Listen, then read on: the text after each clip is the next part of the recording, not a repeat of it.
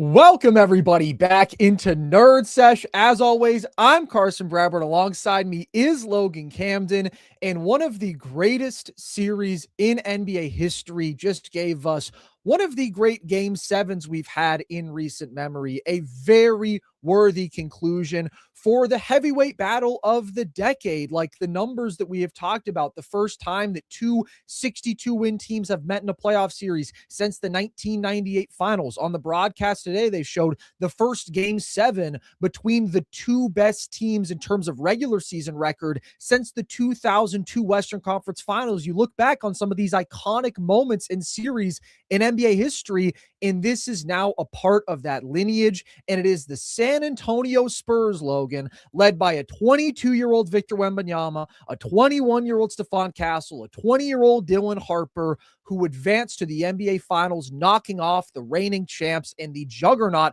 Oklahoma City Thunder. How did they get it done tonight?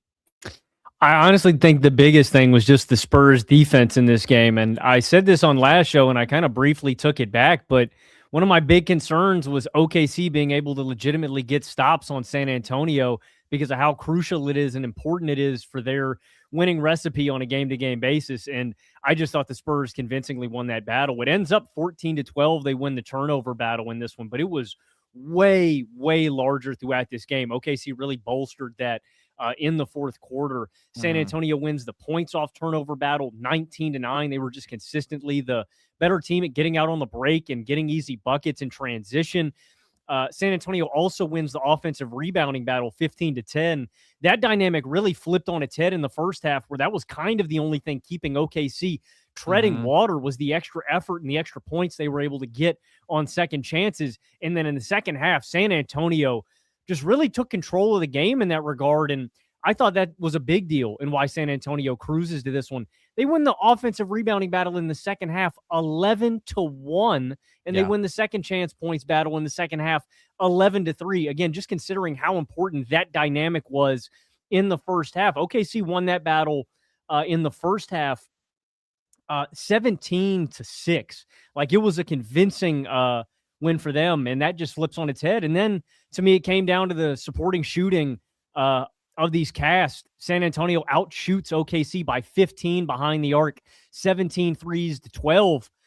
Like, dude, Shai put on a masterclass, man. I thought Shai was the best player on the court in this game. Like, making good decisions, killing them off pull-up jump shooting, no matter how many bodies are in his face, man. If it's two, if it's three, he was hitting everything. He was getting to good looks. He was getting to the line, too, really getting guys to bite and making them pay for undisciplined fouls.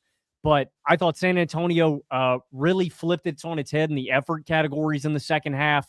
They convincingly won this game defensively. And I hate to point the finger, but it does feel like OKC supporting cast just leaves them hanging a lot, man. Alex Caruso goes 3 of 14 in this game. Chet Holmgren does not attempt a field goal in the second half. He attempts 2 field goals the entire game, man. And God bless Cason Wallace for keeping them alive in the fourth quarter. He was the only guy hitting shots. So that's really what I thought made the difference in this game, man. But what a dub for San Antonio and this entire team stepping up, man. I thought this was just a great team win for the Spurs, and they are a very deserved Western Conference Finals champion. I don't know that the Spurs could have possibly executed at a higher level in this game. It was an incredible collective performance, top to bottom, and in basically every category. The first thing that stands out is just the ridiculous shot making, man. Julian Champagnie goes 6 of 10 from 3 in this one. De'Aaron Fox, who has been struggling all series, is just nails as a jump shooter in this one. Keldon Johnson, who has been struggling all series as a three-point shooter, knocks down a couple of big ones in the fourth quarter. And Dylan Harper, man, puts on another jump shooting clinic for the second straight game in the fourth quarter. They go 6 of 10 from deep. The OKC defense, which has been the best we've seen in the modern era at getting under the skin of opposing offenses, speeding them up, making them uncomfortable, forcing mistakes, just could not take this Spurs offense out of rhythm. They protected the ball really well until literally the last couple minutes of this game, but the shot making was sensational, and what they were able to do in an unremarkable Wemby game offensively, he still made some big shots. You absolutely felt his presence offensively in terms of the roll gravity, which improves the quality of these looks for some of the guys around him, but it was just like answer after answer after answer, especially in that fourth quarter. Whenever Shai or Kaysen made a big shot and they cut into that lead a little bit, the Spurs came right back and made a big shot of their own. And then you look at the defensive execution, and it's like it was pretty much only out of this world Shai shot making that kept the Thunder alive in this game. Like, this was one of the most incredible, difficult shot making performances I've seen in my lifetime. For Shai to give you 35 as efficiently as he did, seeing multiple bodies as frequently as he did, it was absolutely masterful stuff, but the guys around him just left him hanging. And obviously, it's very significant in this one that there's no J-Dub and there's no AJ, but the Spurs got high-level contributions from everyone, and the Thunder only got high-level contributions from Shai, and then Kaysen stepped up, and Jay Will and Jared McCain made a couple plays, but Chet being absolutely pathetic is one of the big stories of this game that we have to talk about. But for the Spurs, like, Shai brought his best tonight. Shai was fantastic, and you're facing an all-time defense, and even if they weren't at their most disruptive, like, that's largely a credit to you for being able to play through the pressure and make the shots that you're getting against them, right? All series, we have seen their willingness to be aggressive in terms of helping on drives, aggressive swarming Wemby off the roll, and that is going to lead to open corner threes for a dude like Julian Champagnie, and he was just letting them fly and making everything, and he was letting them fly in transition. He was hitting you with a pump fake and then resetting and hitting a little sidestep and makes a big one like that. Like, I genuinely think he's the biggest hero of the game because it was just outstanding how consistently he was able to make big time shot after big time shot. And this is just such an abnormal thing that the Spurs have done here all year. They've been a dominant basketball team. They won 62 games. They were even better than that when Wemby was on the floor. They had a plus 17 net rating when Wemby was on the floor. That put them in historically rare company in terms of their dominance when their best player was on the floor. And I do think he has now, to me, cemented his status as the best player in the world, because I did feel like this series was going to determine that title between him and Shai. And even though Shai was the best player on the floor tonight and his teammates let him down, Wemby was the best player over the course of this series. And now we're looking at this momentous moment in NBA history where a 22-year-old Wemby has gotten his team to the finals. They knocked off a dominant team en route to doing it in this incredible 7-game series. Now I view them as the title favorite. Like, the stuff that is on the line here, we talk a lot about the Wemby GOAT agenda and the Wemby GOAT trajectory, but this is stuff that we have not seen since a young Kareem Abdul-Jabbar, Logan, and that was 55 years ago that we're talking about. A player being this dominant individually and leading his team to this stage, even though Wemby wasn't the dominant force tonight, and it was everybody else around him making plays, along with him playing pretty well. But, like, Wemby wasn't the story tonight. Wemby is the story of this run, being one of the greatest defensive forces we've ever seen, and also consistently stepping up with high-level offensive contributions. And it's just incredible to witness in real time. Like, you kind of have to let it sink in.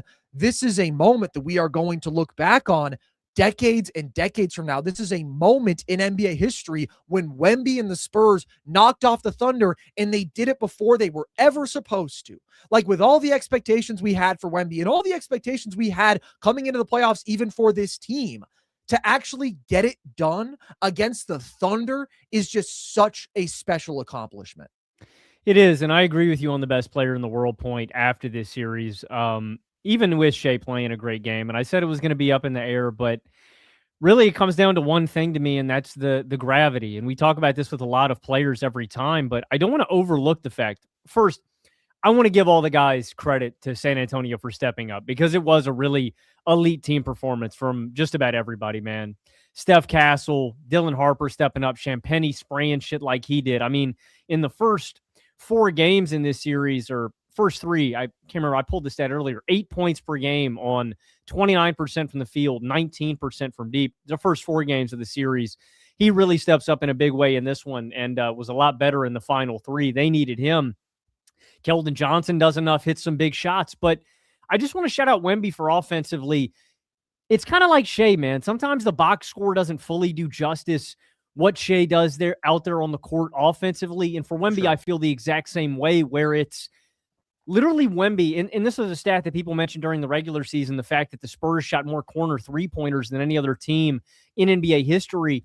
Wemby has this insane roll gravity where if you dig it all in the lane, it's opening up a great look for a really good shooter on the wing. If you're running a pick and roll with Wemby, a lot of these guys are choosing to go under the screens to try to disrupt the pass. If you throw it to them, and are just conceding an open look to somebody. If you get caught up in the screen at all, like literally just involving Wemby in the action or getting him in the middle of the floor rolling. Absolutely.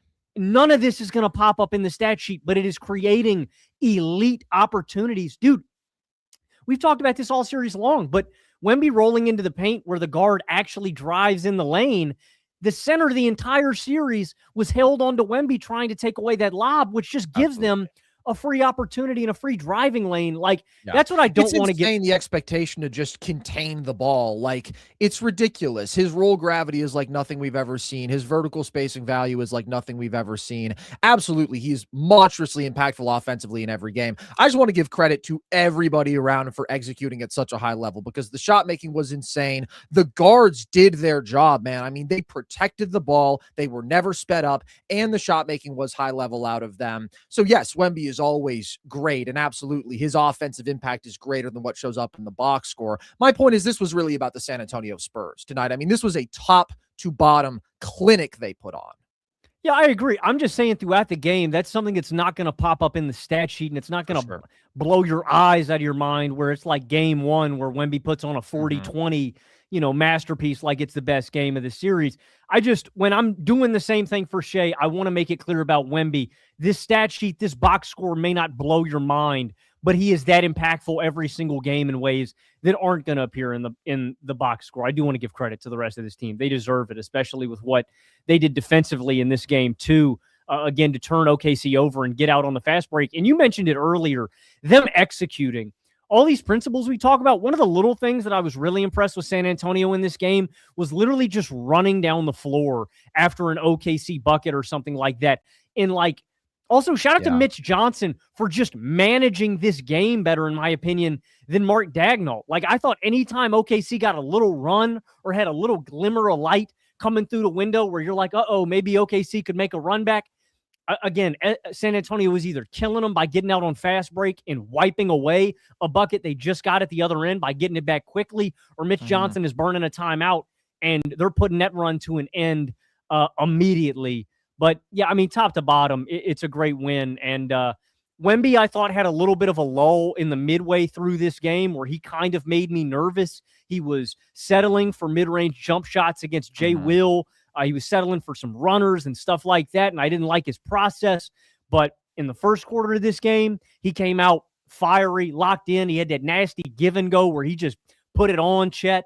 And to close out in this game, he just hit some big-time shots that it's like you can't do anything with these shots that Wemby is taking because it's completely unblockable. Like, he was a little bit rattled, it seemed, in the middle of the game, and that's where I want to give the San Antonio supporting cast for stepping up and steadying the ship.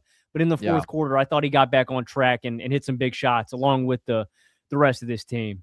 Absolutely. And like you said, it's the ability to leverage his scoring threat on every possession. We talk about it off the roll, and the Thunder did a good job of taking Wemby away off the roll in this series and taking away the easy offense around the basket. But they did pay a price for that in this game, in the shot quality that they have to then allow elsewhere. But also, the give and go is such a great example, right? Where you are so terrified by the threat of the Wemby jumper that he's able to get a back cut and he's able to get a dunk out of it. There's the other possession where they have to step up and help on a Wemby drive, and he has that beautiful little no-look laydown pass to Castle in the dunker spot. And then in the fourth quarter, a lot of Wemby's offense is drawing fouls. I mean, 2 possessions early in that quarter on the jump shot just because he's drawing these sort of panicked contests because he puts you in this ridiculous position where it's like, he can shoot over top of me and there's nothing I can do about it. Like, I truly can't affect that shot, but you're still going to do everything in your power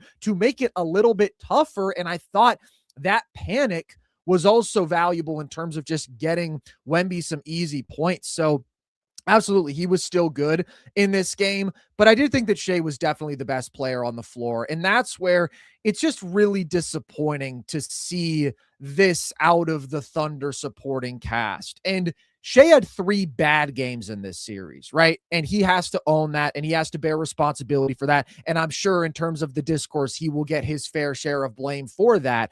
But you get to game 7, and you put on a masterpiece like this, and your supporting cast just doesn't step up. That's really disappointing. I just want to give him credit for what he did in this game because it was outstanding. 35 points on elite efficiency with 9 assists, made several impactful big defensive plays in this game as well, protected the basketball. He did everything you possibly could have expected out of him. And specifically, a couple of little adjustments offensively that I really liked out of him, going into the body of Wemby more, involving him in pick and roll. I know it's counterintuitive because he's Wemby, but the difference between playing one-on-one against him downhill in pick and roll compared to dealing with him as a roamer, the first option is a lot more comfortable. And Shai is one of the best we've ever seen at going into the body, giving a bump, creating separation, and then his balance in shot making is so great that those were comfortable, easy shots he was getting against Wemby tonight for him. And he did that 4 or 5 times in this game. I've been wanting to see him do that more all series. He did it tonight,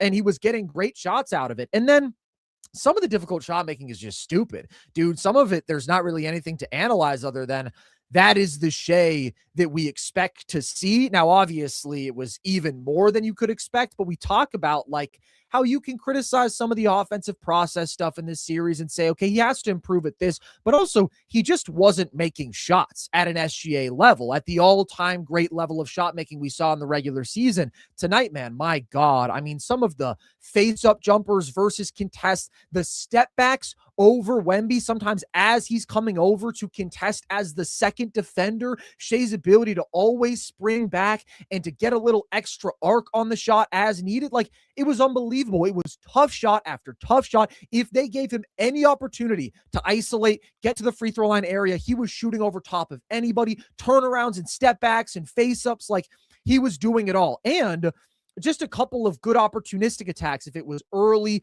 going in transition, he had an aggressive attack off the catch that he got a dunk out of. Like, everything you could have wanted to see out of Shai, he did tonight. And I understand when we look at this series overall, I think we're still disappointed and underwhelmed with the level that he played at, even as we understand he's going up against an all-time great defense, and he's doing it without his 2 best perimeter offensive teammates. We hold him to an all-time great standard because he is an all-time great player, and he just had 3 bad games, and that's too many bad games in a series of this magnitude, even going up against this level of competition. But man, it's just a bummer that this game is not going to be appreciated as it should because he was almost flawless out there tonight. He was, man. I mean, he was terrific. He gave you everything that you could have asked for in this game. And I completely agree with you with Wemby on the action, man. Just something that Wemby's going to have to get a little bit better at. Like, his tendency, his natural tendency to play off that back foot and load it up, right? Because he's so used to just being able to contest every shot with his hand up. And Shai gives him that little bump. It almost like freezes him momentarily for a second, right? And it right. But I don't know that there is one-on-one defense for that. If there is, I've never seen it. What do you mean? Sorry. Like when Shai gets into your body and springs back, if he's so good at it, like in space, like if he gets that clean one-on-one, he can get to that shot whenever he wants. And for most people, it's like, all right, you consider anything that is not at the rim sort of a settle, and that's the Wemby impact. But for Shai, that's a super efficient shot that he can get to whenever. He shot it at what, a 55% clip this regular season? Like, I mean, it is. It's over half the time you're expecting Shai to make that look, and I thought he was excellent in this game and throughout this series when he got that switch and when he got that matchup. And I agree with you, man. I thought that he was a lot better at involving him in the action, and that was a really good adjustment. And some of the difficult shot making in this game, not just individually on guys, he is literally shooting in between and over two defenders. Insane. And then you felt him have that puppet master kind of impact that you are used to, where guys are eating out of the palm of his hands. He's getting Vassell and Castle to jump in uncharacteristically on pump fakes, getting into the body. Like he had him eating out of the palm of his hand in this game. And I really, I didn't like that one shot he took at the end of this game. I was going to say, really? The step back 3 down 6? I liked it. I want Shai taking that shot. It was a clean look. The air ball, that's one you're talking about, right? Rhythm tonight. No, he got rim on it, I think, but yeah. I think there was 1-3 there was 1-3 I didn't like back against the wall late in this game from him, but outside of that, I really thought he did play a damn near flawless, perfect game, man. And again, I'm not trying to bail Shai out, but like with how he played in this game, it's like his team just needed to step up, and also Lou Dort needed to play 0 minutes. Yeah, Lou Dort needed to not start. I am disappointed with Dagnall on that front. Like, I understand you want to stick with the starting 5, but then again, you didn't. Like, you took out McCain for Kaysen, and I'm like, why is McCain coming out instead of Dort? That just doesn't make sense to me. It felt like they started every game in a hole in this series pretty much because Lou Dort was on the floor, and he's pretty much an incompetent offensive player who was really cold from deep and who was jacking up threes and who can't do anything else out there. I would have liked to see Caruso starting over him. I would have liked to see McCain starting over him. I'm glad that they did start Kaysen and play him 36 minutes because he was just phenomenal in this game. And really, this entire series, his shooting was excellent. It is also a really bad game from Caruso, though, which I did not have on my bingo card, man. I had an Alex Caruso masterclass on my bingo card. In fact, I thought he was going to be a hero in this game. And 3 turnovers, a couple of those just kind of forcing the issue. It felt like maybe he had Reggie Miller in his ears because the entire game, Reggie was talking about the Thunder need to push, the Thunder need to push, the Thunder need to push. And I thought Caruso had a couple spots where he tried to attack early, but it was just kind of out of control and he badly missed layups. And then he shot 1 of 6 from 3, like, just not the game that they needed out of him, and also not nearly as disruptive defensively. And a lot of this you just have to give credit to the Spurs for because they played such a composed game, especially the guards. But like, Caruso was not able to force mistakes in this game. He just wasn't. He wasn't able to speed these ball handlers up. If it was Castle, although he had some turnovers late in this game, but for the most part, really, Fox and Harper just always looked comfortable throughout. So I am disappointed with him, but Chet Holmgren, man, like, what the fuck, dude?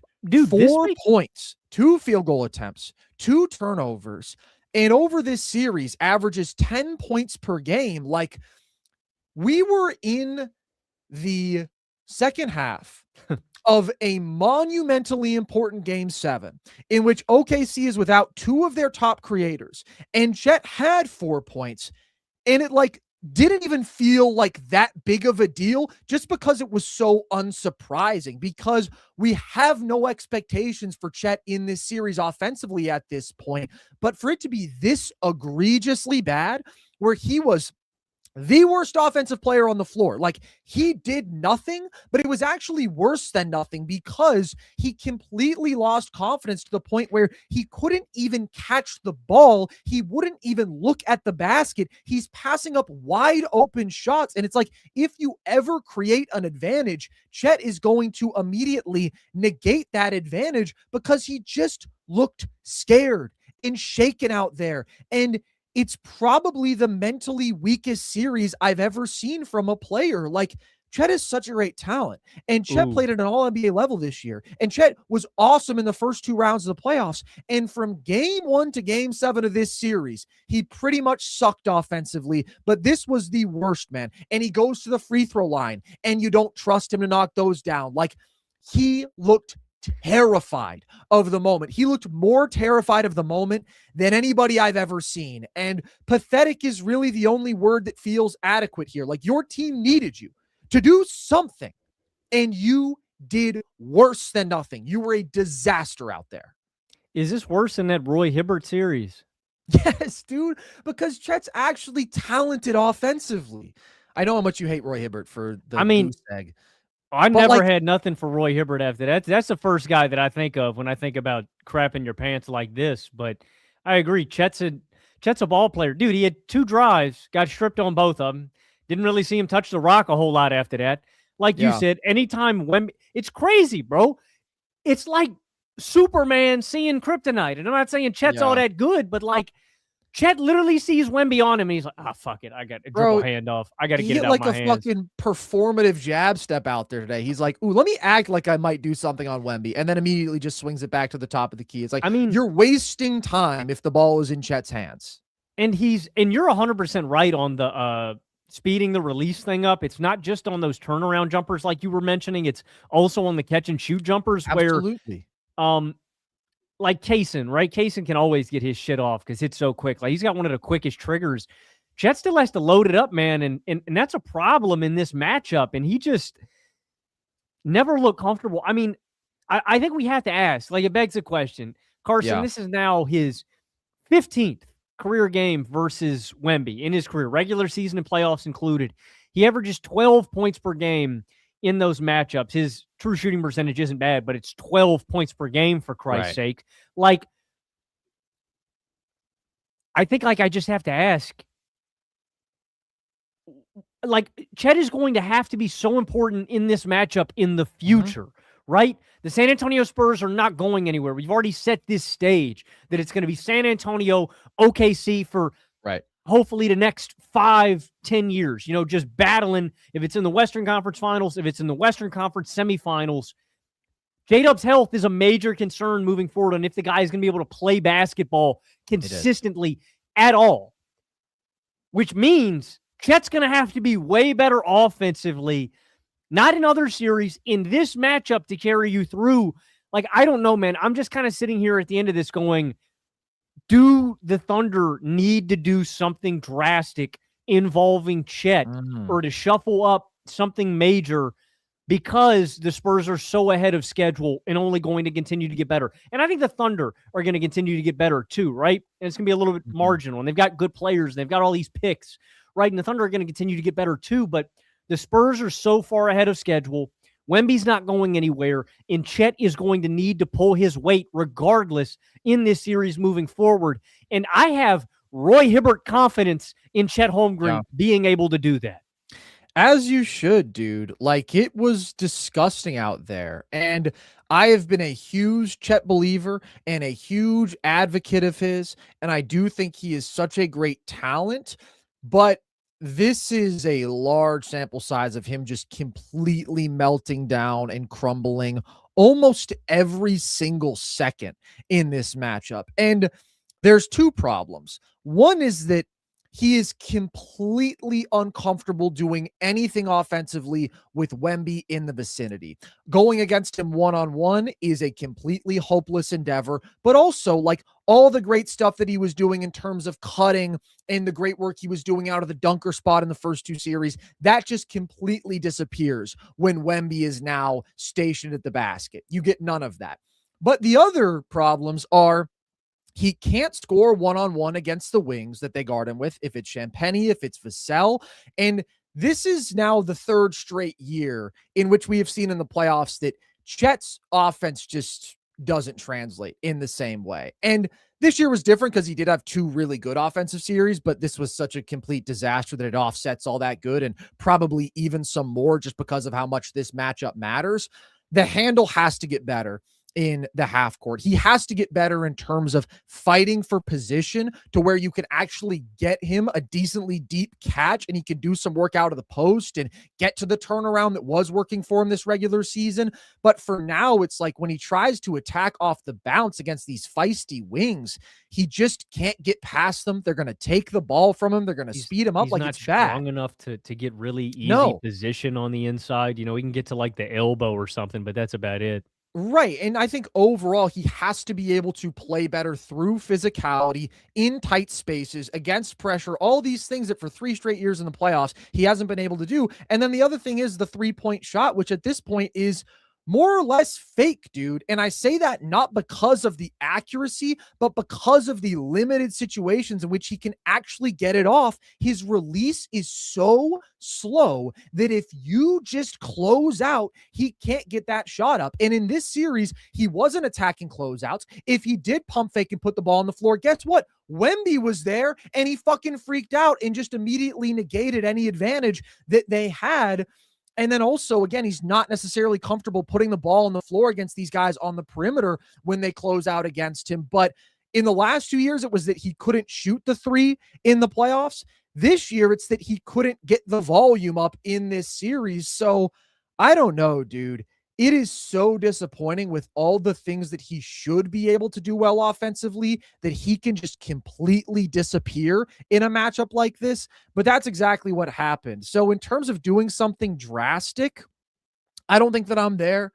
Maybe I still believe in Chet too much given what we just saw. He is only 24, but he was unplayable tonight. And it was like, all right, after he had that sequence where he fucking dropped the pass and he like just completely froze on another possession, 7 minutes left, I was like, I don't think that Chet should see the floor again. I mean, he made some great defensive plays. He always does. He's a top 2 defender on the planet. I do still believe that. But the offensive drop-off in the playoffs and specifically in this matchup is just catastrophic. And most of the blame for tonight for OKC gets laid at his feet. And again, like throughout this series, he just did not step up offensively ever. Oh, Caruso wears a lot of it to me too. It's a lot on his play. I mean, dude, but it's Chet, dude. Chet was all NBA. I mean, I agree. I don't want to let him off the hook. I'm just saying Caruso played so far below my expectations for him in a regular game. Like the guy has been under control, man. He has been composed. He's attacking closeouts at a high level, making good decisions with the ball in his hands. This game, he's a little bit more careless with the ball. Could not hit the broadside of a barn. And most importantly, any of the easy stuff. I mean, he's just missing layups and stuff that you have got to finish. Just what a disastrous game for him. And obviously somebody was going to have to step up, right, with how this team is dressed. You would need an outlier game from McCain, right? Jay Will and McCain did a little bit. You need somebody to go above and beyond. And I just have such high expectations for a guy like Caruso that in the game's biggest moments, the series' biggest moments, the biggest moment of your season, that guy is going to deliver. And I did feel like he left us hanging tonight. But it's not Chet. I mean, Chet was literally Casper the Ghost in tonight's game. No field goal attempts, bruh. Like, my problem, Carson, is I don't know how he gets better offensively with the way this team is structured hierarchically. And what I mean by that is, right, Chet can get touches and he can grind this offseason and he can get better, right? But, like, really getting a lot of volume of in-game touches that will actually refine his game and make him better in the areas that he needs to get better. I don't know how long that process would take with the amount of touches he normally gets in this offense. And even over a few years, I don't know what that ultimately is going to add up to, if it's going to actually be enough of a difference maker against Wemby. I don't want to write it off, the improvement in his offensive game, because he is such a young player. But as you mentioned, what's important to contextualize with this game is it's not like these are new issues. These are lingering problems. Again, specifically in this matchup, that have always been a problem in the Wemby matchup, that are once again rearing their ugly head. And again, he just needs to be way better. And he is so important in this series and to OKC winning a title, man. It was never getting won with this kind of talent and this kind of backload of picks. It's about a dynasty. Right. And you just feel way more confident about the Spurs just in what they got going than OKC. And they seem OKC's recipe just seems a little bit more flawed with how Chet really looks in this matchup. Well, I do think it's important to acknowledge the absences for OKC and the fact that they're without two of their four best players. Like, it was massive in this game. You felt like there was a gaping hole where AJ and Dub were supposed to be. I think we see them respond at full strength next year. That's hoping that J-Dub can get back on the floor. And Yeah. I think you view them as being at least on even footing with the Spurs. But the Spurs absolutely seized the opportunity here. They were incredible tonight, and Chet was a disaster. I think another big problem with his playoff offense is just the fact that he's useless as a screener. And for a big man who, like, is skilled from the perimeter, but not enough so to actually beat good playoff defenses attacking from the perimeter because of the stuff we talked about. Like, the fact that you can't involve him in any sort of two-man game because he's so slight, he doesn't set good screens, and also because you can just switch it. If you're a defense like the Spurs and you're already guarding him with Vassell or Champagny, well, that's fine. You'll just switch it. And now you got Castle on Chet, and Castle can totally hold his own. And now you've got another dude who is still a pretty good one-on-one perimeter defender dealing with Shai, and you're already going to show Shai a ton of gap help. So, like, as a team, you're totally keyed on him. And it's just like, you can't involve Chet with Shai in any way where he's like a good complement to him against this defense. And that's a big problem because, like, Chet isn't going to go out there and get his own offense. You have to find a way to get him directly involved. And the dunker spot stuff disappeared in the series. And again, as a screener and as a roller, 3 straight years, we've just seen that he isn't really very viable in a playoff environment. So I don't know that I think OKC needs to make any changes, if I'm going to be honest with you. Like, they lost in 7 to a great Spurs team that executed at an extremely high level when they were without both AJ and Dub. Like, I think the McCain addition really does mean a lot for them, and I think we saw that in this series. Like, my thought would have been, okay, if the offense really broke down, well, you need to go get a guy like that. But now I'm like, they have that flexibility. They can turn to him, and we have seen he can legitimately play big playoff minutes for you when you need it, which you won't need nearly as much if you actually have a healthy AJ and Dub. But, like, Kaysen has been fantastic. We know who Caruso usually is in the playoffs, who he was overall in this series. The defense wasn't as dominant in these playoffs as they were last year in the playoffs or as they were this regular season. And, like, I do think that that's worth noting, that they weren't like the completely destructive GOAT level unit that we expect them to be, but they still have all the same personnel that was that a year ago. They still have the flexibility in terms of what they want to do with their bigs. Like, I think they kind of just got beat by a really great team when they were down a couple of key guys. And over the course of this series, their 2 best players didn't play as well as they needed to, especially Chet. And I think that remains a problem in this matchup. But also, this is just a really tough matchup for Shai, and that isn't changing because Castle is the best Shai defender I've ever seen. Wemby is the best defender, period, in the NBA. And I think the Spurs do a hell of a job in terms of scheming for Shai. So, like, this matchup is the bar for OKC for a long time. And it's definitely not good that they lost this year because the Spurs, you expect to just keep getting better. I also think OKC next year in the playoffs will probably look a fair bit better than they did by the end of this series when they had physically just been decimated by injuries. They're without J-Dub, man. He was the second best player. I know, but you've also been the guy that's been player. saying all year long, I think this could be a career-long debilitating injury to the guy. Like, you're a big reason of why I'm skeptical of OKC in the future. Like, I'm really worried about J-Dub ever being 100% again in playing 60-plus games, 50-plus games in a regular season, then being healthy and available for a full playoff run, which they need him. So I'm worried about Dub's injury. I agree with you. McCain is awesome. Daryl Morey, sorry, buddy.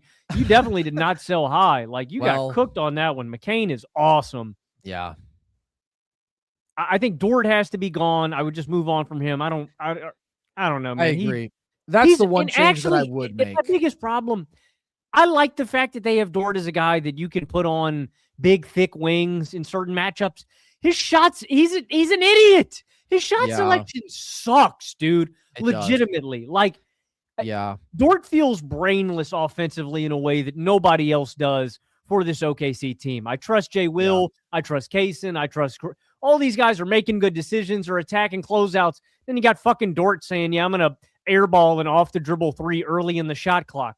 What are we doing, bro? That's not yeah. your shot, Dort. Like, It's the second straight year that clearly out of the options of him and Caruso and Kaysen, he's a level below those other two guys in the playoffs. And now you add McCain into the fold, and it's like, yeah, McCain is better too. And AJ Mitchell was like a star for them at times this year. So what the hell are they going to pay Dort $18 million for? Like, why would they take that team option unless the intention is immediately just to trade him and use that money and package it with Isaiah Joe or Aaron Wiggins or one of these mid-sized yeah. contracts that like are very movable because those are guys who can absolutely play elsewhere. They're just never going to play actual playoff minutes for OKC again. I think that's the path. Like, I'm not shaking up anything at the core of this OKC formula, but absolutely trying to upgrade the Dort slot and also just like play your better players more and kind of get him out of the mix where he's not taking minutes away from them. I'm definitely on board with that. Yeah, I mean, just to circle back to and I agree. I think they can, with the picks and all their assets, I think they can actually probably get a really good player back in return. Do And they look back at Trey Murphy? Do the Trey Murphy sweepstakes restart? that Because would I be do nice. think That that would be makes a sweet. ton of sense. If you're saying we get him into our culture, we get him to engage defensively, and we put him in a role where it's like he can be a tertiary ball handler for us, but he is mostly just striping threes. Like, I think I'm all in Good on that. closeout If they attacker. throw Dort and Wiggins or Joe, whichever of those Mhm. two contracts, that makes the money work like that. And then you throw in 2 firsts, bro, because why not? Exactly. You have all the first you ever need. Exactly.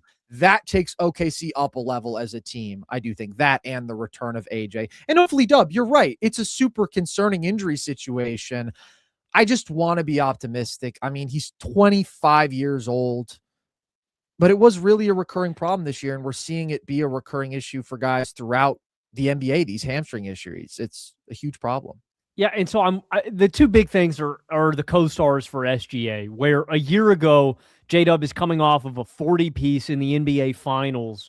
Chet, Yeah. had a encouraging postseason overall, where you think he's going to continue to grow and get better as a player, and it is really just this matchup. For Dub, it's just him being healthy and available. And for Chet, it's this matchup. I think Chet is an awesome top 20, 25 kind of basketball player against 28 teams. Yeah. That 29th team, he turns into a pumpkin. And that's a problem when that team is going to be standing in front of you and you're going to have to slay that dragon every single year coming into the playoffs. So it's really just this matchup. And I just wonder if a year from now, if we're sitting here and we're like, I agree with you, Carson. I don't think it would be smart or intelligent for OKC to do that. That would feel like a very hasty decision when, as you're mentioning, 2 of their 4 best players were injured. You got to a game 7 against a great young up and coming team. I just kind of wonder if a big fish, say a Giannis, even though it's not the best fit. Oh, I hate that I fit. know I you still don't. I hate know you that. don't like it. All I'm saying is he goes off the market, which I don't think he does. I think he probably comes back to the Bucks. A year from now, Chet craps his pants against the Wemby matchup and OKC gets bounced again. And then we're kind of right back in the same spot that we were. I just think that is a decent percentage outcome, man. I think there's a world in which it happens again and Chet leaves you hanging and you're sitting here going, what the hell do we do with him in this matchup? Do we have to move on from him? Yeah, I just don't know who you're moving on from him for. When I do really dislike the Giannis basketball fit, I dislike it in terms of the timeline. I mostly just think him and Shai are super weird together. Like, that move still doesn't appeal to me. I think the path for OKC is going to center more so around what we're talking about, like upgrading the Dort slot, getting a better two-way wing in there, a really high level two-way wing who can defend and be an actual big-time offensive threat for you. At that point, I look at them and I'm like, all right, that is a team that really should be, without holes, because I still think Chet is such a valuable player for you in so many matchups. In the fact that you do still have iHeart and you can go with him at the 5, and you have the flexibility that Jay will afford you, and they have another lottery pick incoming. Like, I understand it's a disappointing loss, but when you put together all of the context and the fact that Chet is still just 24 and he can still get better, and he's only played 2.5 seasons of NBA basketball because he was hurt for so much of last year, like, I just think you want to hold the line here, and you want to believe in what you've built and what led you to be a 68 win champ last year as the youngest champ in 50 years, and what led you to win 64 games this year in spite of all the injuries. And you fell this short in spite of Chet sucking and all the things that went against you in this series. Like, I still think OKC is in a great position to be one of the 2 dominant teams in this league for a long window. And I don't think they need to make big changes. I think they need to make little changes. But I do think Shai also still could stand to make a couple of improvements in this offseason, because even though he was great tonight, I don't think you can ignore that he had more off nights in these playoffs than I would have expected, just coming off of like the all-time great regular season that he had. And I think his job gets so much harder when he sees these sort of coverages and when every single team loads up against him. And he did a good job as a playmaker when he was getting outright doubled. He was getting the ball out to his teammates to allow them to play with an advantage. And that led to really good offense for OKC throughout this series. But when he is just dealing with aggressive gap help, right, and teams are stunting at him a lot and they're showing him multiple bodies, but they're not outright doubling, I do think there are some layers he needs to add in terms of how to score effectively against that, where he's not just living off of the tough jumpers. This is where I do come back to the off-ball scoring element. Like, I kind of want to see Shai become a little bit more like Kobe, honestly. He was unstoppable as an on-ball scorer this regular season, literally unstoppable, GOAT level stuff, but teams are going to do everything they can to make life way harder on him in that way in the playoffs. And especially with the level of physicality that he's dealing with on the perimeter, like, I just think you need to find more ways to get him free. And actually, they started him off the ball a ton in this game today, and I thought that he got some good looks off of that. But I do want to see him get to a place where he's actually comfortable curling off of some of these screens, shooting off movement. I also think, as we talked about last show, like, adding a bit more 3-point volume to his game and just becoming more comfortable with that shot. It's valuable in terms of the off-ball shooting, and it's valuable in terms of on-ball. I don't have to deal with all of this traffic. I can just step back and get to a shot that I am super comfortable with, that is an efficient shot, because in the last 2 years in the playoffs, the 3-ball has dipped for him, and that has mattered. And then I do think playing through physicality, he just has to get a little bit more comfortable because it ramps up in such a big way. And he took a playmaking leap this year, and specifically against those doubles, he was so good. I do think there's still another level he can get to when it comes to like high level anticipatory passing. And I'm talking about, okay, you see the help, and with anticipation, you're throwing the skip, right? Like, there were some moments in this series where I thought there were some passes that he could have made that he didn't. In this game, even, I mean, the one criticism I would have of Shai, the only thing is sometimes when he gets doubled, like at the elbow, right, when he's working in that sort of area, he just doesn't make a quick enough decision, and the offense kind of fizzles out off of that. So he had an all-time great regular season. He stepped up in a big way tonight, but he was not the same player in these playoffs that he was in the regular season. And when it comes to the level of offensive burden that he has, and it won't be this significant if Dub and AJ are healthy next year, but he's always going to have a major, major load for this offense in dealing with this all-time great defense. And the Spurs are that. Like, let's be very clear about that. This is a dominant, dominant defensive unit. He's going to have to find a couple ways to make life easier for himself as a scorer, and also to have a more pronounced playmaking impact when they aren't outright sending 2 at him. Yeah, and I mean, hopefully they can work on that with McCain and AJ Mitchell. And like, I did think that late in this series too, OKC couldn't really push the tempo because I just think they were gassed, man. Like, they were so short on actual dudes who could handle the ball that, like, you were talking about Reggie, talking about speeding him up, and I actually did think Reggie had a good point where he was just, attacking San Antonio when they don't have their defense set up. That's just a blanket point you can make for any team. Right. When you're attacking them in transition, you're going to get better looks. But I also did think he was tired and couldn't get downhill as often just because of the burden that was on his plate in terms of ball handling. And I hope that AJ Mitchell returns and can help Yeah, I mean, they did alleviate have some of that. Cason bring the ball up the floor a vast majority of the time, which I did like. Again, I thought that they were able to get some good stuff going for Shai with him starting off the ball in this one. I would just like to see that be a real point of emphasis. Like, this is now kind of all that matters for Shai. The game is matchup. Because, like, he knows that he can fry the world in an entire regular season. He knows that other teams are going to have to outright double him, and he's more or less comfortable against those looks in the playoffs.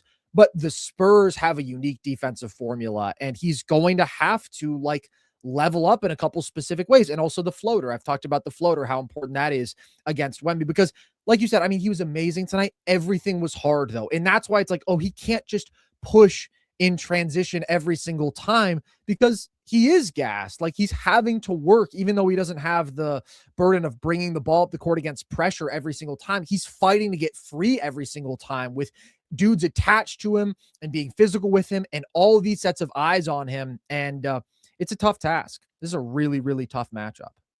It is. I mean, I think those little wrinkles could make a big difference, though. And the game has changed, man. Wemby is here. He's not going anywhere, and no, he's the guy that is the wall in front of the Western Conference, man. That's the team that you're going to have to take down to get there. It's incredible that we got here this fast. Yeah.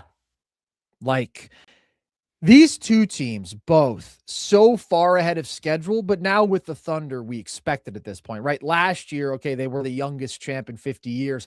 That's yesterday's news now. That already happened. The Spurs are now looking to do something that we've really never seen when you're talking about 3 of their 4 best players being 20 to 22 years old. And I do just want to give a little bit more credit to Dylan Harper because he was phenomenal tonight. He was phenomenal last game. And this was not his best series end to end. In fact, I kind of thought the injury was having more of a factor midway through this series than it probably actually did, because he just kind of snapped back into form late in this one. The shot making is great. The most impressive play of the game to me is the step through against Kenny Hustle, when like Kenny Hustle perfectly defends that. And this guy is just so great playing off 2 feet. He still finds an angle and gets that tough finish against a contest.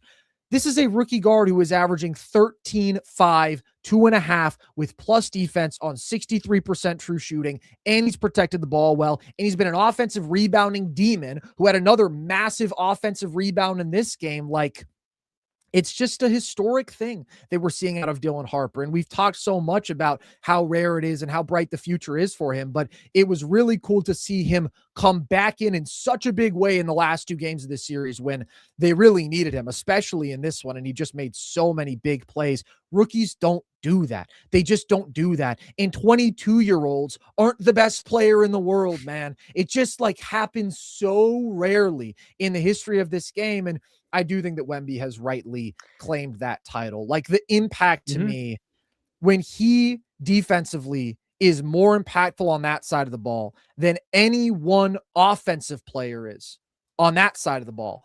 And he is also this offensive monster. Like, I wanted to see how the playoff offense held up. That was my reservation from calling him the best player in the world after the regular season, right? And even though the scoring volume isn't as consistent as it was in the regular season, the efficiency has remained the same. And a lot of that dip in volume is the same as it is for any other star in the playoffs, which is that defense has become more singularly keyed in on limiting your volume. But when you're still enhancing the shot quality for your teammates and you have this level of implied offense where, like, OKC took it away better than anybody else can. Against the Knicks, bro, he might be right back to catching 5 lobs a game, you know? He might be back to getting multiple putbacks a game. And then on top of that, you add the layers of shot making where he can just catch fire. And I just don't think there's any argument against him being the most impressive player and the best player in these playoffs.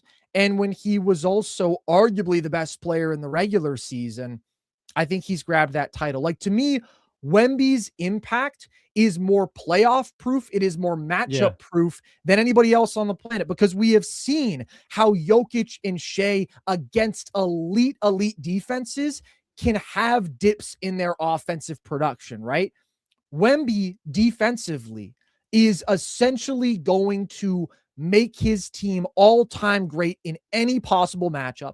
And then offensively, you have to do so many things to limit his volume. Like, my feeling has been the best player in the world is kind of the player who is hardest to scheme for, the player who impacts the ball in that way on both sides the most overall.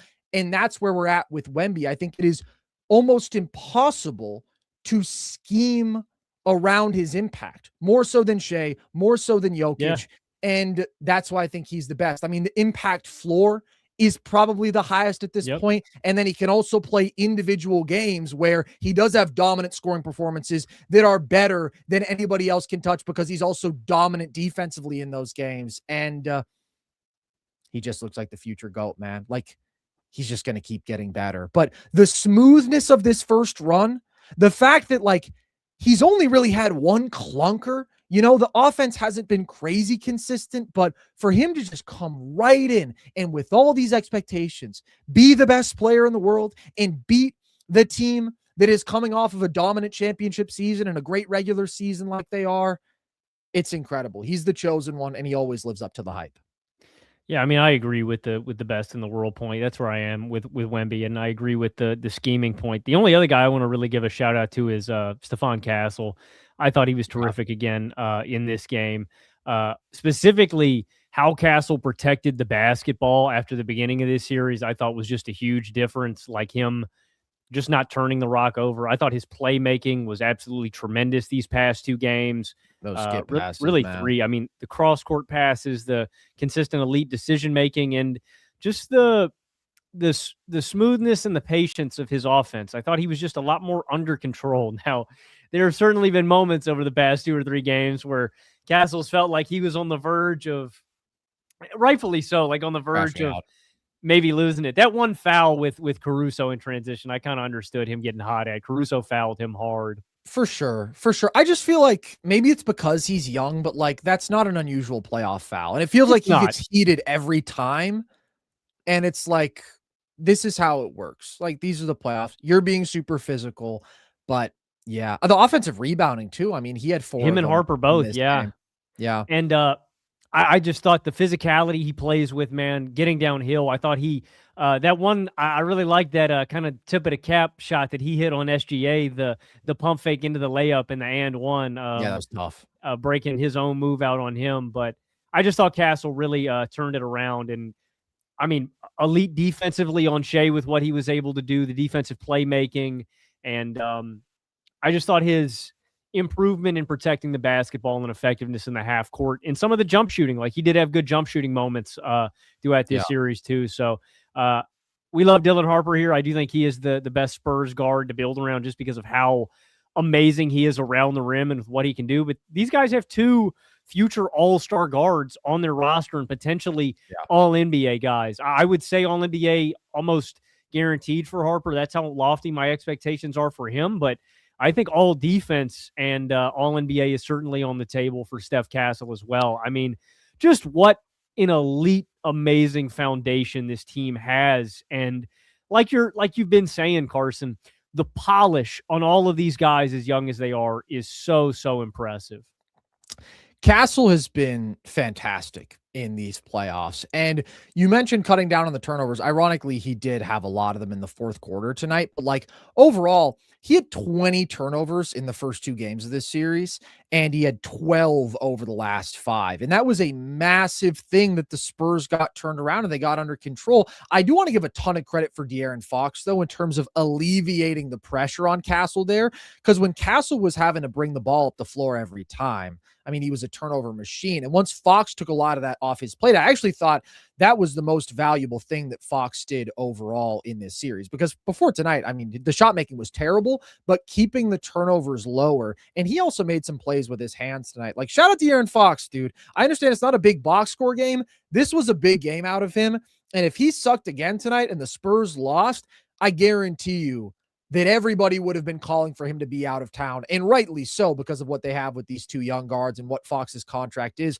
Now he's bought himself the opportunity for a redemption arc, and we'll see what he does in the finals and how much we feel his value there. But Castle in these playoffs is at 19-5-7 on 61% true shooting, while his defense has been clearly the most valuable thing he's done. Like, he was unbelievable on Shai this series. Absolutely outstanding. Better than I've ever seen anybody. And the jumper has been pretty good. And the driving is just so unique. I mean, the size and strength combination he has, gets to the line a lot. Great offensive rebounding guard. Like, high-level passer, the skip passes he's been hitting throughout this series, which are so important against this OKC defense. He has done everything you could have wanted out of him. And that young big three, man, I have to say, I do think you feel better about than you do OKC's young big three. And now the strength that OKC has is the top to bottom talent of this roster and the elite veteran role players they have and all the assets they have, right? That was always their greatest strength. It's, yes, we have Shai, all-time great. We have Chet and J-Dub, who we feel great about as supporting stars, but we also have this roster full of good basketball players and crazy lineup versatility. The Spurs are probably never going to be able to match that because it's such a unique thing. But Wemby, he's the GOAT. I think he's better than Shai right now. He's going to be better than Shai by a lot at some point. Harper, I would absolutely take as a building block over Chet because his playoff offense has been so translatable and polished already. And Chet was a disaster in this series. And then Castle versus Dub, it's a conversation. Castle, you certainly trust to be healthier. I might slightly prefer Dub, but I don't know, man. Castle's 4 years younger. Thing, dude. And yeah, I'm saying if they are healthy. As an asset, I think Castle is better because I'm worried about the hamstring. Yeah. I'm saying if they're on the court, who do I think will be better at their best? That's probably a draw. So it's insane. It's insane to have three players this young, this good. And honestly, I can't quite think of a historical comparison. 20-22, like OKC last year, insane, but those guys are 23-27. The Warriors in 2015, their first run, but those guys are in that same range of like 24-27. We're talking about dudes who are 20, 21, and 22, and they are running the league right here, right now. Like, the dynasty potential that the Spurs have is terrifying, and the reign of terror starts now. It starts now for Wemby. It starts now for them. And at this point, they're the team to beat. Now, obviously, they have to go out there and get it done in the finals, but it's incredible how quickly that dynamic changed. I do think OKC has a great chance to get them back next year. I really do, because I can't overlook how much injuries I do think impacted this game and the areas in which OKC can improve. And I do think that Shai will come back better next year. And I do think that they can get something out of Dort that makes a meaningful difference for this team. Chet, I don't fucking know. We'll see. We'll see what happens. But AJ Dub coming back, like, all that stuff matters to me. I think we're looking at two teams that are going to be all-time greats for years to come.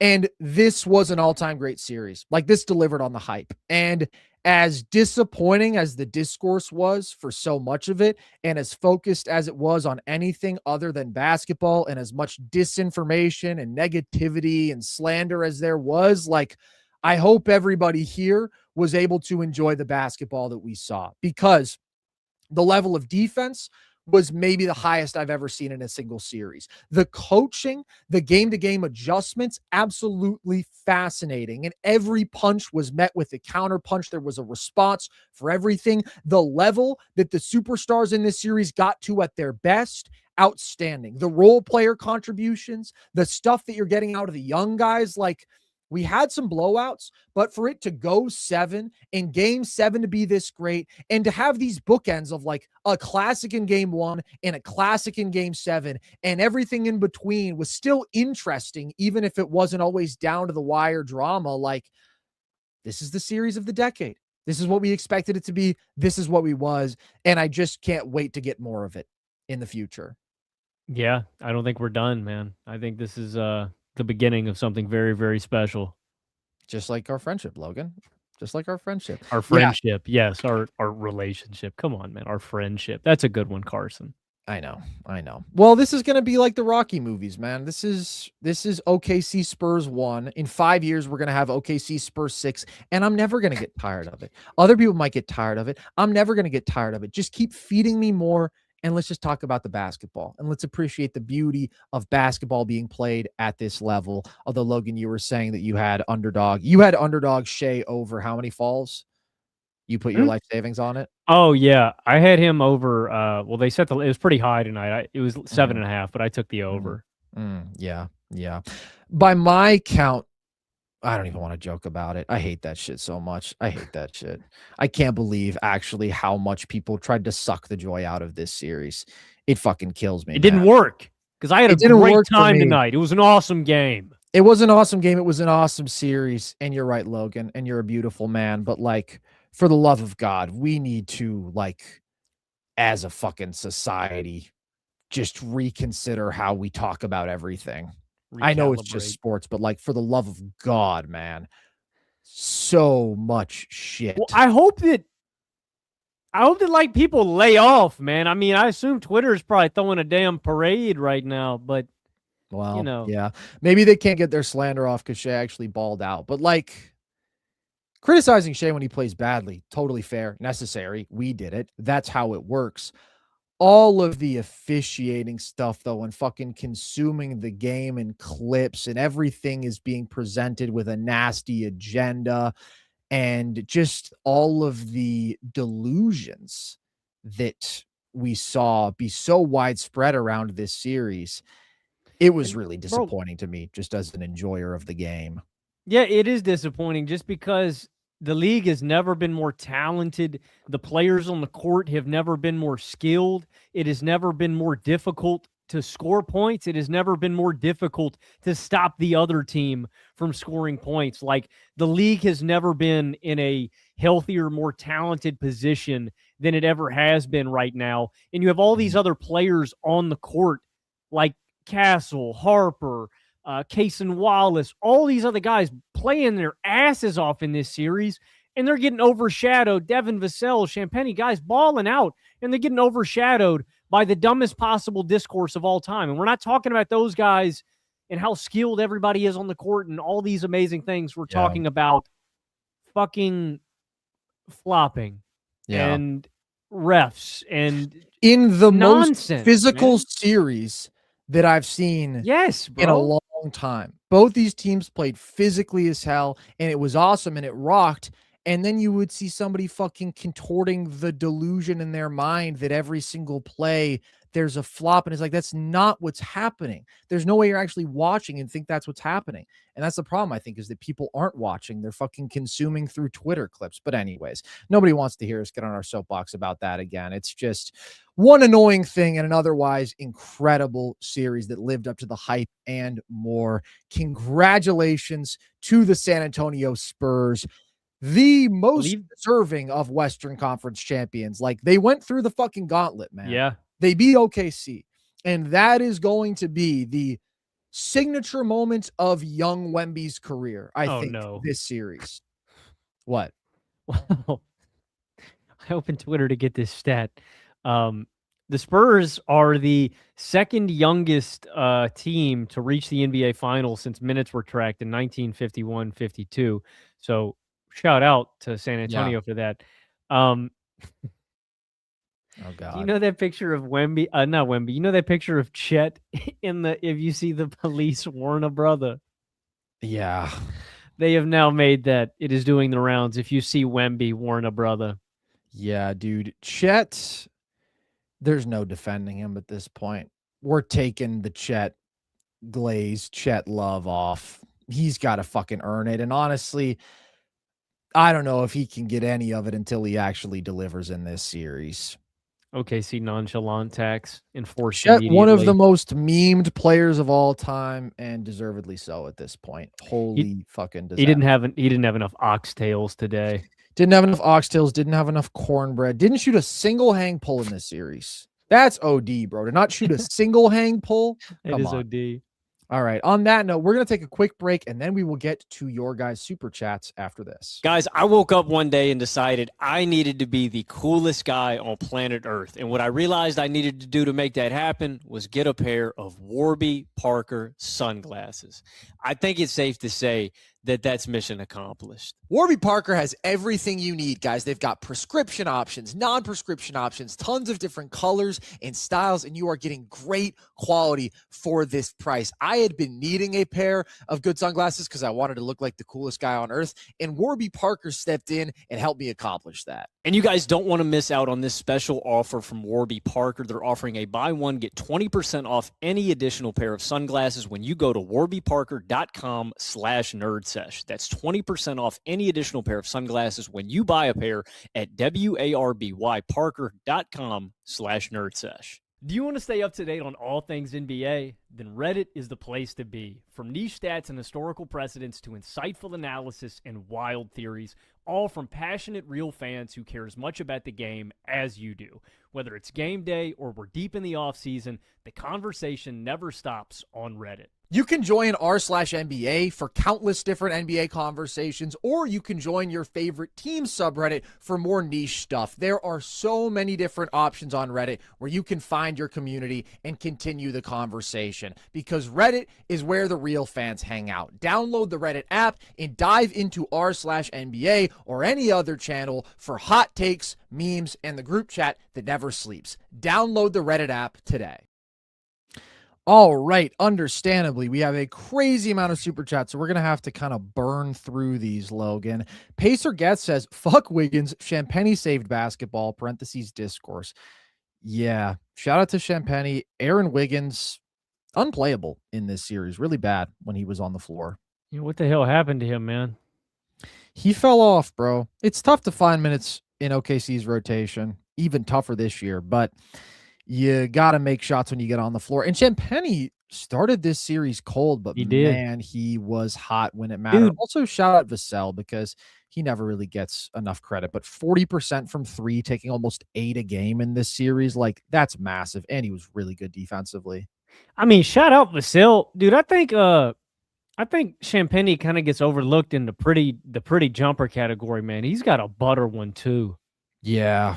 Well, he's kind of getting aesthetics mogged by Vassell just because Vassell is so sexy. But all year we've talked about how underrated those two guys are in the formula. You've got two insane catch and shoot guys who stripe it from the corner, who have good great long guys athletes who can defend. Exactly. Like they are the perfect 4th and 5th starters for this team. Also, by the way, I don't know why we haven't mentioned the Luke Cornett play yet. That was fucking the chase down. That was like putting out a cigarette, man. Like he just stuffed. Like that was I thought iHeart should have passed that ball to Case, and the entire time I was thinking that, but also I did not expect Luke Cornett to do that. But that was insane. Would have been a 4-point game. Wemby was off the floor for a minute or two at that point, and instead they go back and they score on the other end and they extend it to an 8-point lead. Shout out Luke Cornett, man. Not his best series, but he was great in that moment. Josh says, the fact that Shai dragged this team to a title with Chet last year is simply incredible. He's unplayable in the playoffs and needs to be dealt. Well, I do think OKC last year, J-Dub being healthy is significant. The defense going on a GOAT level run is really significant. Those two things were not replicated this time around. The offense was like significantly better than it was last year in the playoffs, but defense wasn't as dominant. J-Dub wasn't on the floor. Chet isn't unplayable in the playoffs, but he was unplayable tonight. I don't agree that he needs to be dealt because I think he is such a valuable player in so many matchups. I mean, he's such a unique defensive talent to be top 3 rim protector on the planet who is also as mobile and can guard in space like he can. Like he is a defensive freak, and he is also somebody who is a super fluid athlete, and we saw be dominant in the dunker spot and as a cutter for 2 playoff rounds, and who did add more to his off the dribble, face up, post up game, and who can shoot the 3 when he's open. Like, I don't want to forget who Chet is and who he was in the regular season and 2 series of playoff basketball, he just absolutely cratered in this series. And I do think it's fair, absolutely, to view him differently, like fundamentally differently after this series. And like, I kind of do, but also I just don't see the trade option that I like, where I'm like, you're getting the right long-term value and fit for giving up on Chet right now, especially because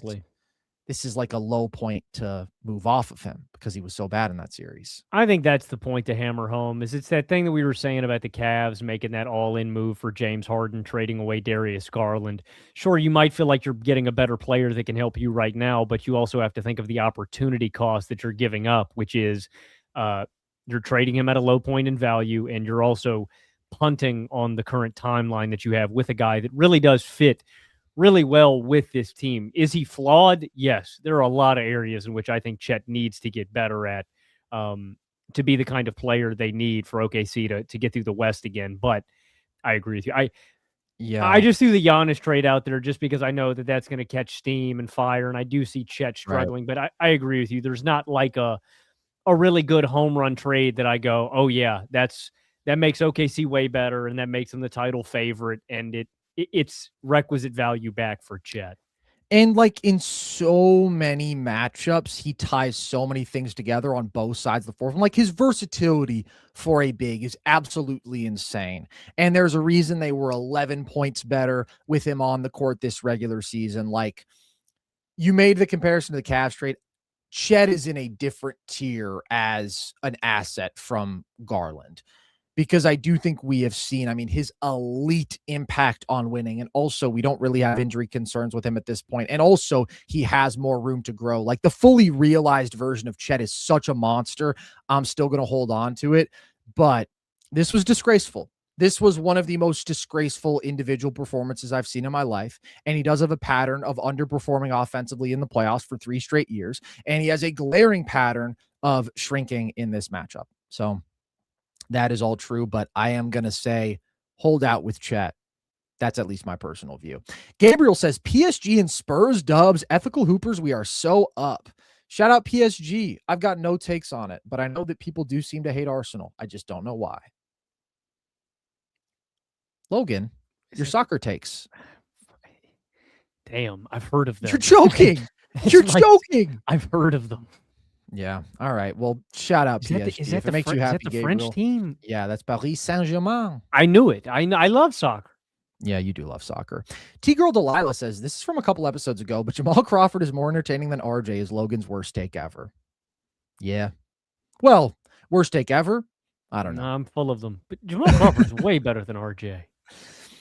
He's not more entertaining. Dude, you know what he said today that pissed me off? Sorry, just real quick.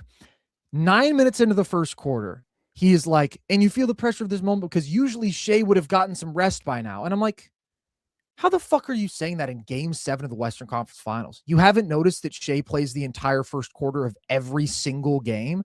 Like, you don't know their rotations? You're the fucking announcer, man. You're calling the game. Come on, man. Sorry. That just pissed me off. I'm like, that's such a basic mistake to make. We all make mistakes, but like, come on. I like Jamal, man. RJ's like a piece of white bread. What the fuck are you talking about? He literally is the biggest personality of any color commentator in the NBA world. He always joking around. He has gooberish tendencies. He's not gooberish like Reggie, but he's kind of a goober. He's funny. I like him. And Jamal Crawford is just kind of there and is generally positive, but I like Jamal. I'm tired of people shitting on Jamal. He's not more entertaining than RJ, though.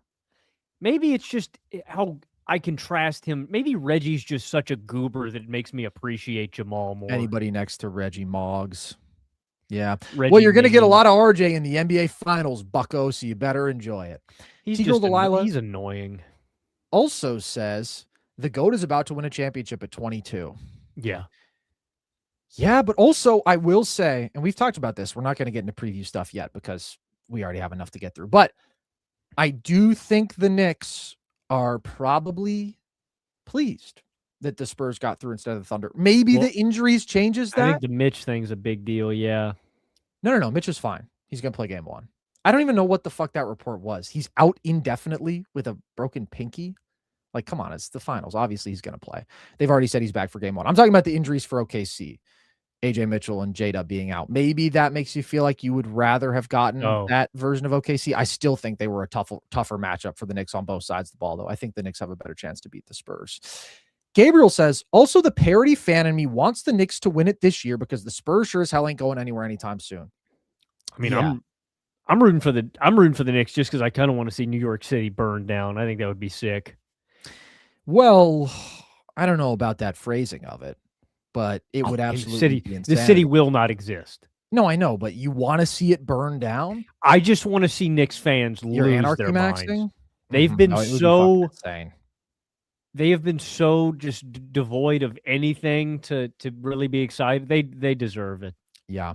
I do think if you root for parity, absolutely root for the Knicks, because now we once again have a defending champion who got knocked off in the playoffs, right? We still have not seen a repeat conference champion even since the Warriors, but it's so different this time because they got knocked off by another looming dominant team, and the Thunder are going to be back. I guarantee you that. If I had to bet, I mean, I would bet a lot of money right now that the conference finals next year will be Spurs Thunder again, and that we will see multiple iterations of that. So I do still believe the age of parity is over. I just think it's being ended by two teams, and it's the Spurs and the Thunder, and they're both going to have a lot of looks at the title, but it's the Spurs right now. Aiden says, what moves do the Thunder make this offseason to keep up with the Spurs? Is Chet on the table now? I think we've mostly covered this. I would like to see them go after Trey Murphy, and I would like to see them do it with Dort in either the Isaiah Joe or Aaron Wiggins contract. I really wouldn't shake up anything more than that, because I think other than that, you trust internal improvement from a team that has already had back-to-back all-time great dominant regular seasons and has an insane roster overall and got depleted by injuries in this run. Yeah, I agree with that. Getting another guy who can be a cog in the machine defensively instead of more of a defensive specialist. And I think Dort is still maybe not Dort to New Orleans. Like, maybe that's a tough pitch for them just because they're kind of far away from contending. But but they don't care. I mean, they'll take your 2 firsts and the expiring contract. That's really what good value contract on. That's really what you're taking for Trey. But even if it's not Trey, just somebody who just isn't as offensively limited as Dort, a guy who can make quicker decisions, take better shots, actually shoot the ball reliably. I know Dort has had his moments, but and ideally a guy who can attack close. He's just a little bit more versatile offensively, but can be an important cog in the machine defensively. I like Trey a lot. I think he would really work in OKC. It is crazy. Some of the heroes in some specific big moments for OKC last year, Chet was insane in game 7 of the finals, sucked tonight. Caruso was incredible in game 7 against Denver, among other moments, sucked tonight. Dort had the massive shooting performance. Was that game 6? And he sucked tonight. So, just didn't get enough out of those guys overall. Vokron says, time to pop the champagne. KJ heard the hate. Go Spurs, go. Spurs in 6. Duncan first chip against Knicks. Wemby first chip against Knicks. Absolute cinema. That is pretty fucking cool if they run it back against the Knicks. That's pretty cool. Brett says, I'm probably too emotional, but I don't know if this will be the rivalry people think. Spurs have much more capacity to get better than Thunder. A positive that I don't have to hear the discourse anymore. Yeah, that sucks, man. If you're just so done with it all that you got to take that as the silver lining for your team not still being alive. I do agree that the Spurs have more capacity to get better, but I also think what you have to consider is the Thunder that we saw in the second half of this series are not the Thunder. They were down 2 of their 4 best players, and that's where I do expect them to look a lot better next year as well. I just don't see the other team. Yeah. Right. Well, I think Brett is saying, are the Thunder going to be able to keep up with the Spurs? And my answer keep is pace. Okay. I do think at least for the next couple years, absolutely. Maybe there comes a point where the Spurs pull away because it's Wemby and Harper. I mean, if Wemby really dude, Wemby's not even at, I don't know what percentage to even put at it. He's still not where he's going to be offensively. He is still I would say 30% away from getting to I just feel like there's such a just like with his decision making, really, like how deliberate he is. You know what I mean? Picking his spots and how he's generating offense. Like, I just still feel like we are literally scratching the surface of what Wemby is going to be able to do offensively, and that is probably the biggest swing factor in all of this.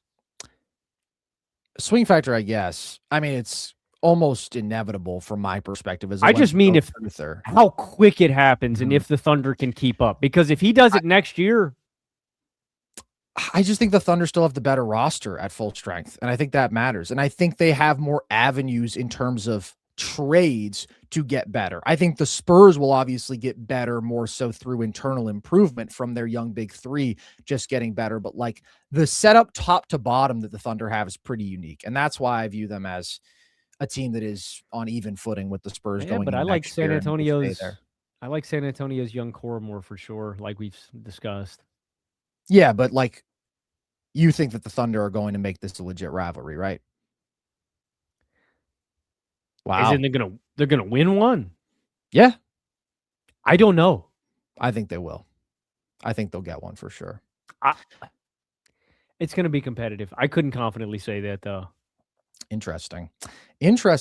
I don't see that sort of imbalance. Like I get it because the Spurs did it already this year.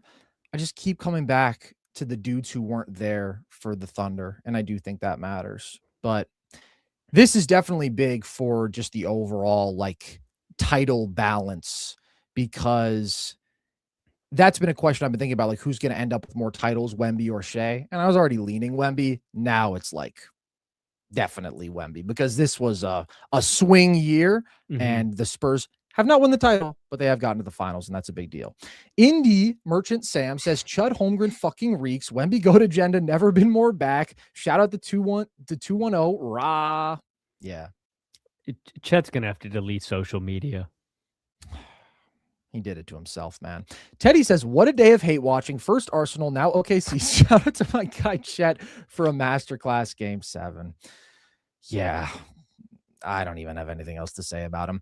Smitty Verben Jagerman Jensen says, if Spurs win the finals, where does Champagny rank in the Role Player Hall of Fame? His last 2 games were huge, attacking Chet and making threes. He was great the last 2 games. Got to see what he does before we're offering him a spot in the Role Player Hall of Fame. You know, he's a very good role player. He's in the Hall of Very Good.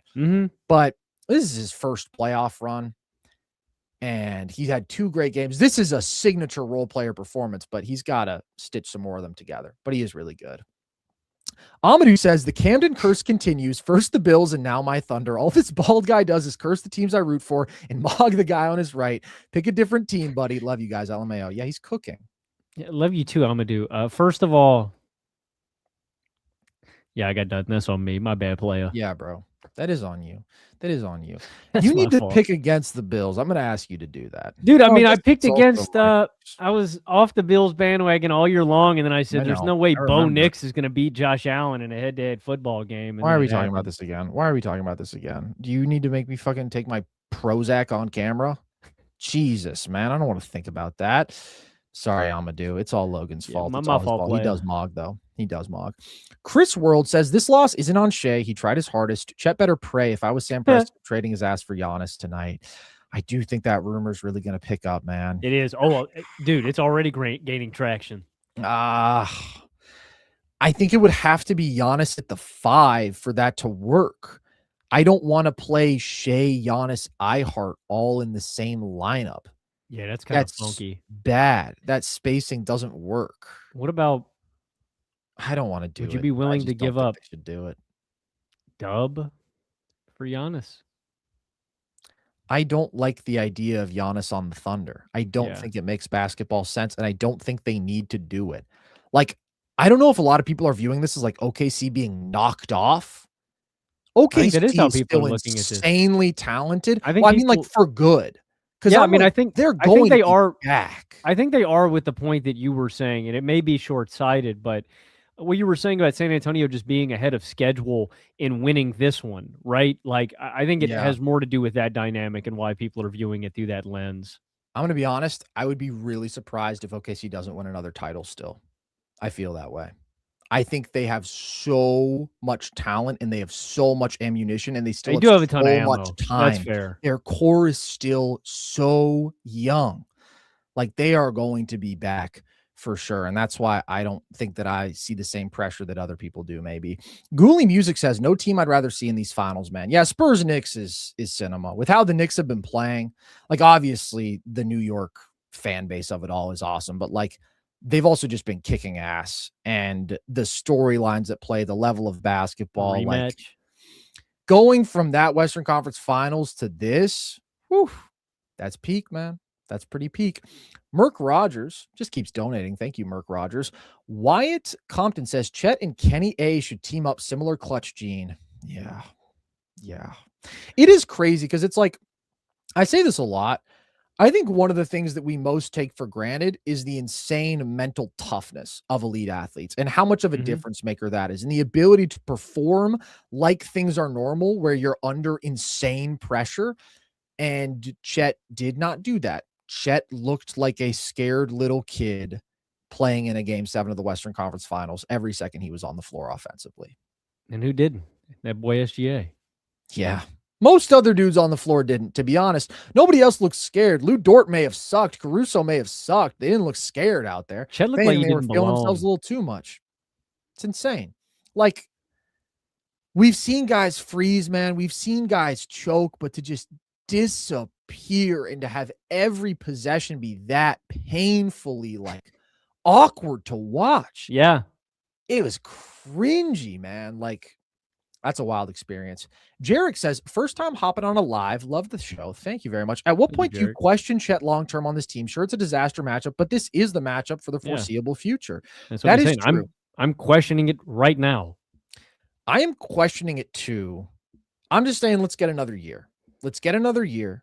I don't see any reason for the Thunder to be in a hurry. See if they can get fully healthy. See if they can make another move on the margins. If Chet is so bad again next year and they can't overcome it, that's when I think you're like, all right. Because I do agree. I mean, Chet is super valuable in other matchups, but also the Thunder are so loaded that like this matchup is the priority. This matchup is everything for them. Everybody else they should beat. It's all about the Spurs. We'll see. He's got to get better for sure. Skylander Gamer TV says, as a Spurs fan, part of me is happy the game lived up to the hype, and part of me almost had a heart attack. Glad y'all got to see a great game. Love y'all. This was an amazing game. Love you too, Skylander. Yeah, I mean, back and forth, and just like how, I don't know, man, the fourth quarter was just hot and heavy, dude. The back and forth, big three, like not missing a beat. What an awesome series, dude. This was just, I was just glad to be a part of it, man. This was awesome. You were a part of it. You were out there. You were Alex Caruso. I was on the court. A hell of a lot of yes, plays I shot 3 of 14 tonight. You shot like shit tonight. T-Girl Delilah says, has an all-star level player ever wilted against one specific matchup as bad as Chet against Wemby? That's a not great that I've question. seen. No, not that I've seen. I don't know. Like, wilted is a good word because struggle, sure, but to disappear, like, we see ugly playoff series from stars often, but they're usually at least getting shots up. And if they're missing those shots, if they're turning the ball over, okay, that's ugly, that's bad. To be taken out of the game, to stop trying is a unique thing. What do you think about David I mean, not to this level, obviously, but what do you think about like David Robinson versus Hakeem? It's a good shout in terms of an all-time. It's not even close. Player, it's literally not even close. He's still the number one option, right? Like, he really struggled, but that's more akin to what I'm talking about, where a star struggles in a matchup. They don't fucking shrink into a little fucking single cell microorganism, you know? I don't know what the fuck just happened with Chet. He went back to like the first little microorganisms in the sea before there was even life on land. He reverted to something from billions of years ago. That wasn't even a human being out there. I don't know what the fuck that was. It was pathetic. Yes? You're telling me they turned Chet prokaryotic? Yes, that's exactly what they did.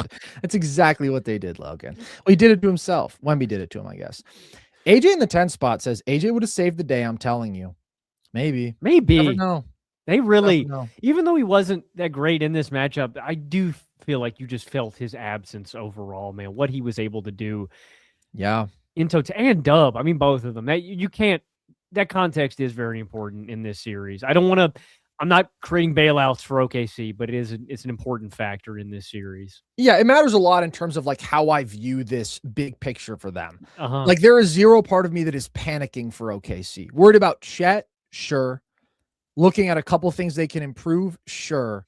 But I still view them as a team that is going to be a dominant force in the league for years to come. And as a team that I think will land some big blows in this matchup. Like, matters a lot when you're without 2 of your 4 best players. You know, that's a big deal. But AJ alone, maybe.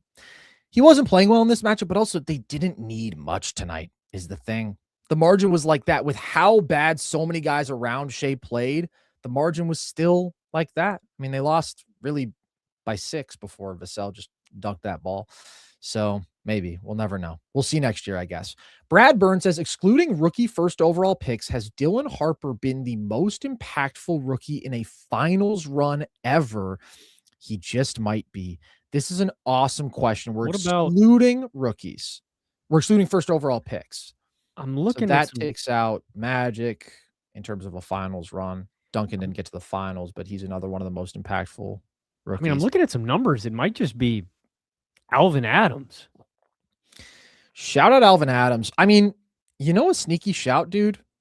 Tyler Hero in 2020. He was really fucking good in that run. Harper's better. I'm trying to think back. Like Manu in 03, he was good. Not as good as Harper has been. Who? Elgin was a number 1 overall pick. Oh, he was? Okay. Yeah, he got drafted twice. He got drafted like 91st, and then he got drafted number 1. But yeah, he was the best player on a team that got to the finals coming out of the shitty-ass West. Sigma is a good shout. That's actually a really good shout. He was very important to that team in 78. Kevin McHale in 81. He was important on that team. But holy shit. Honestly, I think I take Harper over every single one of these guys that we've mentioned. Richard Dumas. Well, I guess shout out, dude. I guess Dumas wasn't technically a rookie, but he technically was because he missed his first year due to the suspension. But yeah, I mean, if we're doing that, then like Manu, you know, he wasn't a conventional rookie. Yeah, shout out to Richard Dumas, dude. I mean, he was good, but no, Harper better. Harper better. Yeah. I think Harper takes the cake unless we're missing anybody. I think we shouted out a lot of good guys here. I do too. Dylan Harper, man. If we take out the number 1 overall picks, that's a great question. Lucas says Champagny picked a hell of a time to have 2 good games. He did. He really did. But he has been good all year, you know, and he has been good in these playoffs. He just had a slow start to this series, but he's a good player. I like him a lot. But yeah, he was amazing. Gabriel says special shout out to Champagny, best plus minus for the night, by the way. Keldon, iHeart, McCain, J. Will, and Casey for tonight. Weak link era is so real. Yeah. And just depth is just so important, man. The Spurs had so many guys deliver, you know, really good performances for them tonight. Yeah, absolutely. But it was really interesting to just see like how Dagnall had to tinker with the lineups. You know, he comes out in the second half and he's starting J. Will and McCain instead of Dort and iHeart, you know, but honestly, shout out to iHeart because I think he performed better than I thought in this series. He was important defensively on Wemby, and the push shot, I mean, he shot like 67% on the elite push shot counter in these playoffs for Wemby. It is such a good release valve and a great counter for Wemby, but just like playing off of Shai, like he did his job. But yeah, this is awesome basketball, man. Jake Martin says, let's go Spurs. Don't sleep on the Knicks. Trivia. Can you name every All-NBA player to score less than 5 points in a game 7? Wow. God, that's insane that Chet did that tonight. Holy fucking choke, dude. I don't know. DeAndre Jordan is an interesting shout. I'm just trying to think about like the worst All-NBA guys. Okay, you know what's crazy? You know what's wild? Willis Reed, 1970. You know that. He won Finals MVP. He only had 4 points in that game. The Willis Reed game, as it's known, where he comes in with the thigh injury, he only scored 4. He was MVP that year. He's just grabbing boards. So that's an answer. Well, it was more just like an infusion of energy. They were just like, oh my God, how the fuck is he even playing? So that's on here. There's not a ton that come to mind. I mean, fewer than 5 is disgusting. James Harden. No way. Fewer than 5, bro. 4 points. Like, you have to be probably a big bum. DeAndre Jordan is not a bad guess. I just can't think of the game. Neither can I. I was thinking like Spurs, Clippers. I don't know. It might be, although he wouldn't have been all NBA that year. 2014. Well, that's what I was also wondering. Is it just all NBA like you were once and then you ever did it in a game 7, or if it had that's a to good be in the same question. season? So I don't know. I was assuming it was same season, but that's a good question. Well, that would open Was up the door Bogut for a lot ever more. all NBA?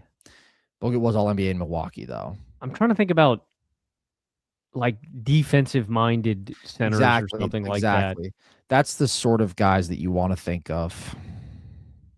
Ooh. Gobert? Ooh, I like that. I like that as a guess a lot. Gobert in the actually, I was gonna say in the famous Clippers game, but that was game 6. But he still feels like a decent guess just because he's been all NBA several times. Draymond, you would think similar vibe. Ben Wallace, I'm starting to feel good about. I like those guesses. Like, but again, I don't know what the question is. I don't know if it's that same season or if it's at any point in their career, but I don't know. We don't know how long the list is, I guess. Jake, will you give us the answer? Or we'll look it up. Whatever. We'll figure that out. Great question, though. Glenn says, back-to-back is so damn hard. OKC lost their depth by injury, cannot turn the ball over, cannot stop the Spurs guard, cannot get a rebound in the second half. The whole team just ran out of gas in the end. Yeah, I mean, we talked about this earlier, but just to emphasize a few of the margins that the Spurs dominated, +5 in offensive rebounds. And, I mean, they were like insanely plus in the second half because they got dogged there in the first half. Did they win 14-1 on the offensive glass in the second half? Something like that. It's absolutely insane. I actually have that. I have pulled that number. Okay. 11-1. 11-1. Okay. Oh, they board, were +10 in points off turnovers. They were +12 in fast break points. Huge deal to be able to execute in behind those areas. arc. Yeah. Yeah, for sure. Yeah. ASAP Sloppy says, what a defining moment for Wemby. Gonna need some serious glaze for him from you guys. Shout out Harper and that cutie Carter Bryant, RIP OKC injuries. Yeah. It's the only problem with this series, from my perspective, is just that the Thunder got hurt. That's like the only bummer, but it was still amazing basketball. And they're better equipped to deal with those injuries than like anybody else because their depth is so crazy. It's just, and hopefully felt the absence tonight. Yeah, hopefully they're healthy in the future. We can get this matchup at full strength. Oh, we will, bro. We will. I'm telling you. I stand on everything I've said about this fucking being the NBA Finals for the next 5+ years. I think we're going to get it again and again and again, and it's going to be awesome. Tyler says, I foresee a future in which Harper is top 10 in the league. You're cooking. He's cooking that future as well. He's cooking a ton. Yeah. Glenn says, that being said, I'm taking the Knicks over the Spurs in 7. Glenn is also cooking.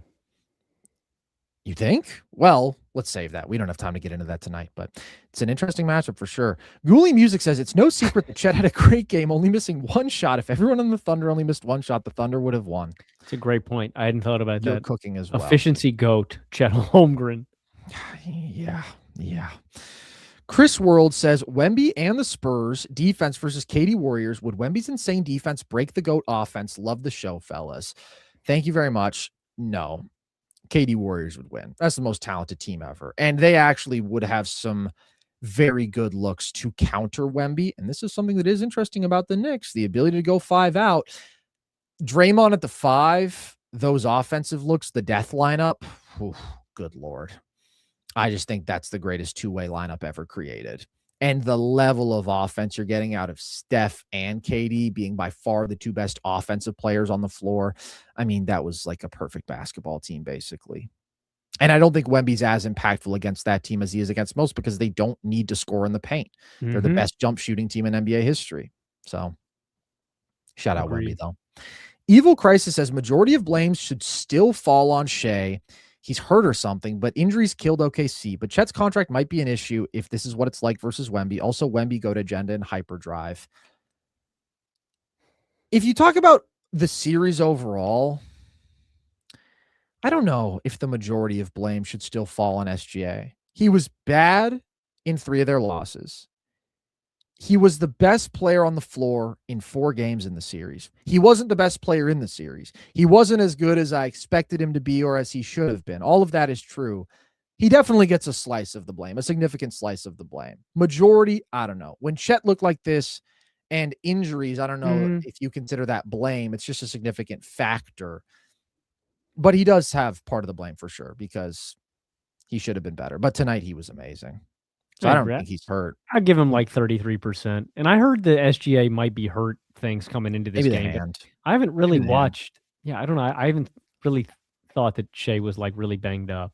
At various points, he's had like hand and finger things through the playoffs. I think that's all it would be. It's nothing lower body. I think that would maybe explain some of the shooting inconsistencies compared to what we're used to, but also that's purely speculative. I don't know. I don't think it really matters. You got to go out there and ball out when you're on the court. He did tonight, though. That shot making was just fine tonight. My God. Liam Lowell says, as a massive Shai hater, I had the revelation last game that even he deserves a better running mate than Chet. Fuck the tools and measurables. It's a mindset issue at this point. I completely agree. It is a mental thing. It is as mental as anything. And he's got to get it figured out. He does. I mean, friend of the show, Joel from Pick Aside, he had a funny tweet that had me geeking. He said, Chet wasn't even looking at the rim tonight. And it really did feel like that. Like it is 100% a mindset thing. Like he's just in his own head, man. He really is. Yeah, it was a disaster. We'll see. I mean, the one thing I will say is he's not a fully formed player yet. His prefrontal cortex hasn't fully developed. He's still got another year. And if after another year, he's still as fucking weak as he was in this series, then yeah.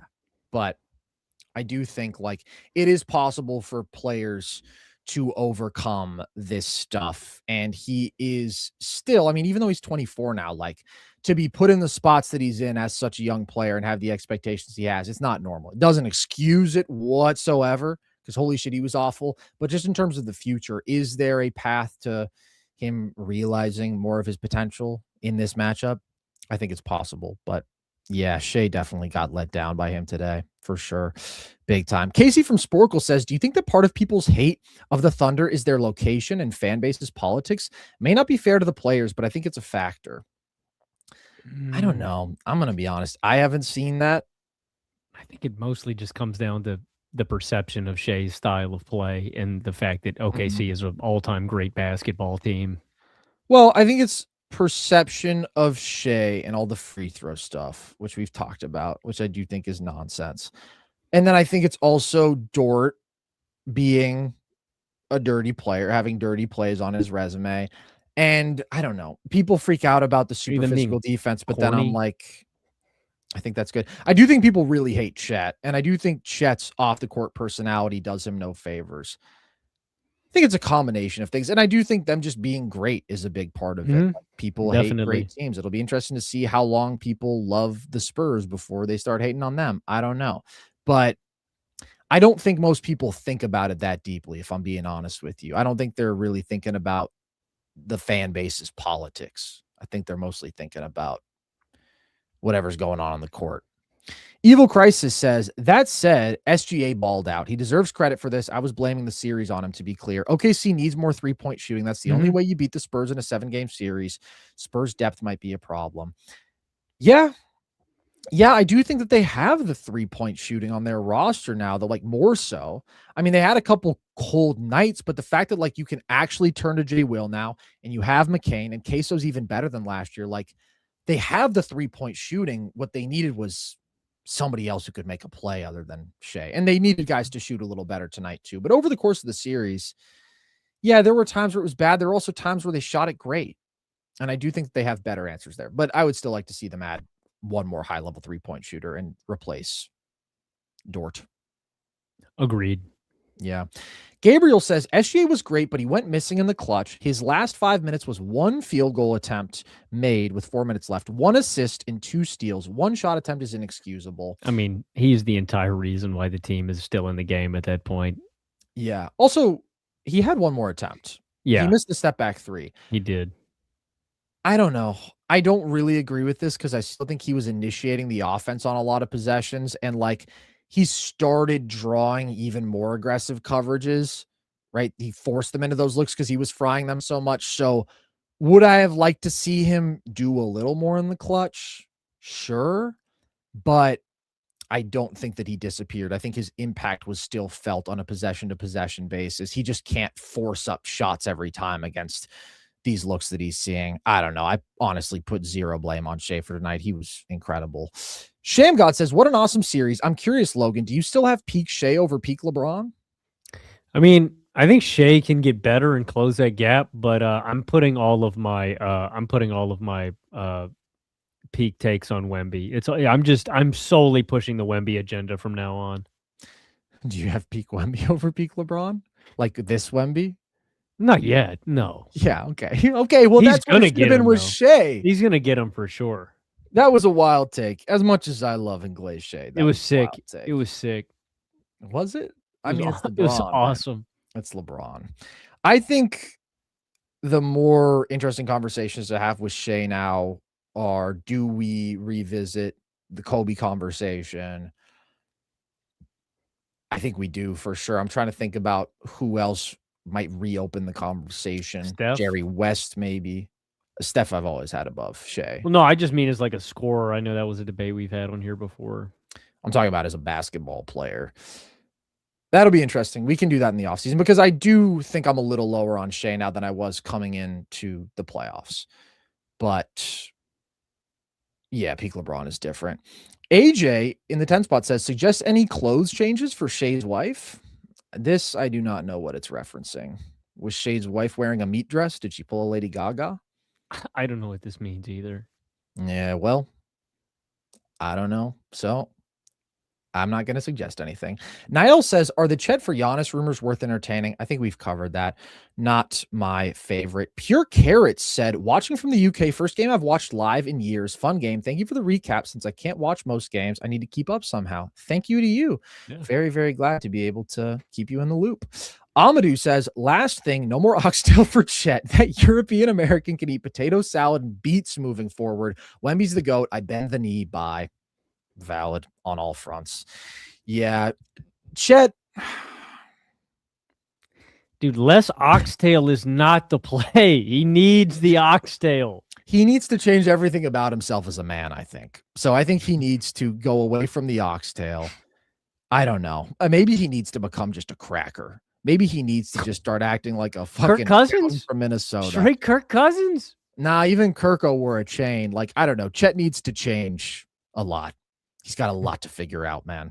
As a man, more than as a basketball player. Cracker maxing, maybe. khakis and a button down. Maybe. I don't know. Glenn says, I know you guys don't think Towns is that great. Towns over Mobley. Don't accept, argue. No, I will argue. Well, not this time. We don't have time. But he may be the best center ever to weaken Wemby's defense. Well, Jokic. Jokic is insane in the Wemby matchup. But yes, Cat is a good counter for Wemby's defense, for sure. That's one of the most interesting parts of this matchup. And Big Wyatt says, Chet plus 2 best first-round picks for Giannis. I would not do that. I would not. A Solo says, yeah, Wemby officially best in the world. Valid. To be clear, though, if you got that offer as the Bucks, you would do that trade, right? I'd cream my jeans, dude. Like, what? I mean, first of all, that's insane. They would not offer their 2 best firsts with Chet. Chet is still a great asset. I don't know. It was a terrible series, but like, I guess I'm still higher on him than most. I think I still see the light at the end of the tunnel potentially. But yeah, Wemby is best in the world. User GC says, this is an all-time role player squad for OKC. They were losing on SGA minutes before this game 7. SGA will probably never have this good of a team again. Why? He didn't have AJ or Dub in this series, and they have all the assets to get better. Like, OKC is a stacked roster top to bottom, but they weren't a stacked roster as much by the end of this series because they were without 2 of their 4 best players, and they have ample opportunity to actually get even better. That's where, like, if people are going to try to go with the fall-off angle, that's just not what I see here at all. I see an ascent. I see an all-time ascent from the Spurs, but I see an OKC team that is still in excellent position. Yeah, I JR, this take. Neither do I. JR says, love the channel. How important and how much variation do y'all think there is in clutch players? How much do y'all believe in the clutch gene for them? Great question. Great question. Chet does not have it. Chet does not have the clutch gene. I do think most great players can deliver in the clutch.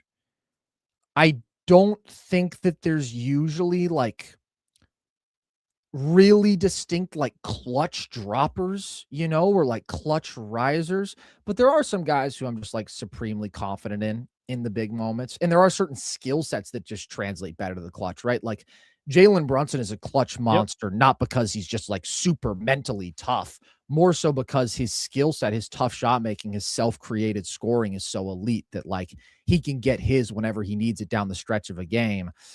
Other than that, I think for the most part, when people try like clutch or anti-clutch arguments, what do you mean? Brunson just does this. Yeah. Well, yes, true. But he was also going at James Harden every time, which was a pretty big deal. But like, if you think about the guys who have like anti-clutch narratives against them, like Steph or LeBron, people try to push that, or like people who have like pro-clutch narratives like Kobe, it's like the numbers.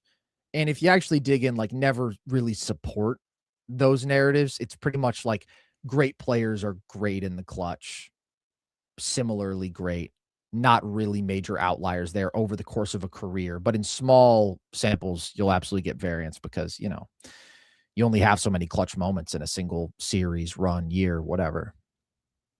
I do believe in the clutch gene for like certain guys, but that's like more so earned than it is anything else. And yeah, I agree. I think it's more of a skill set thing than it is like a gene. But I do think there are guys who are just mentally tougher and like 100%. I wish I had gone.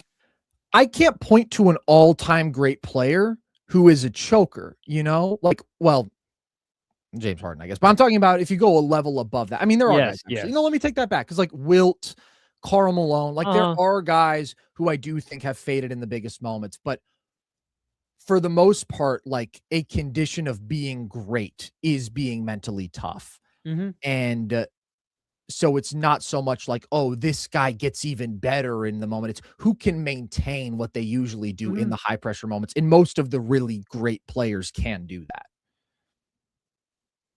But I mean, there are dudes who fade for sure. It's an interesting question. It is a real thing, but maybe overstated by some. TIE Fighter says, I love your guys' content. Thank you so much, man. TIE Fighter. Appreciate that. Superman Prime says, OG and Cat Legacy series uploading. If they do it again, then we're talking about OG and Cat Legacy playoff runs because those guys have been awesome the entire postseason. I'm really interested in. I don't know if OG's red hot shooting can keep up, and I'm just intrigued to see the Knicks on this stage, man. I'm so excited to see the Knicks in the finals. It's gonna be awesome. Shout out to the Knicks, man. Now that I've apologized and we got a clean slate, they're hype. They're an awesome team. And now that I was recently named King of New York, I don't know if you saw that. The week that we spent there, I really changed the city for the better. You did. I defeated Scarecrow. That was wild. That was insane. Thank you. I defeated Scarecrow. I know you're welcome. I'm dire danger. Next thing you knew, fucking Killer Croc was there. Yeah. I'm mixing worlds, but it's okay because it's all New York, Gotham. Gotham's New York. Counts in my book.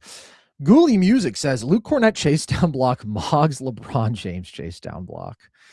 It doesn't, but it was insane. I'm trying to think of another Game 7 G League on G League former center chase down block. I don't think it's ever happened before. Yeah, that's true. Shout out to a couple of G League alums. No, that was insane. Is that the play of the series? I think so.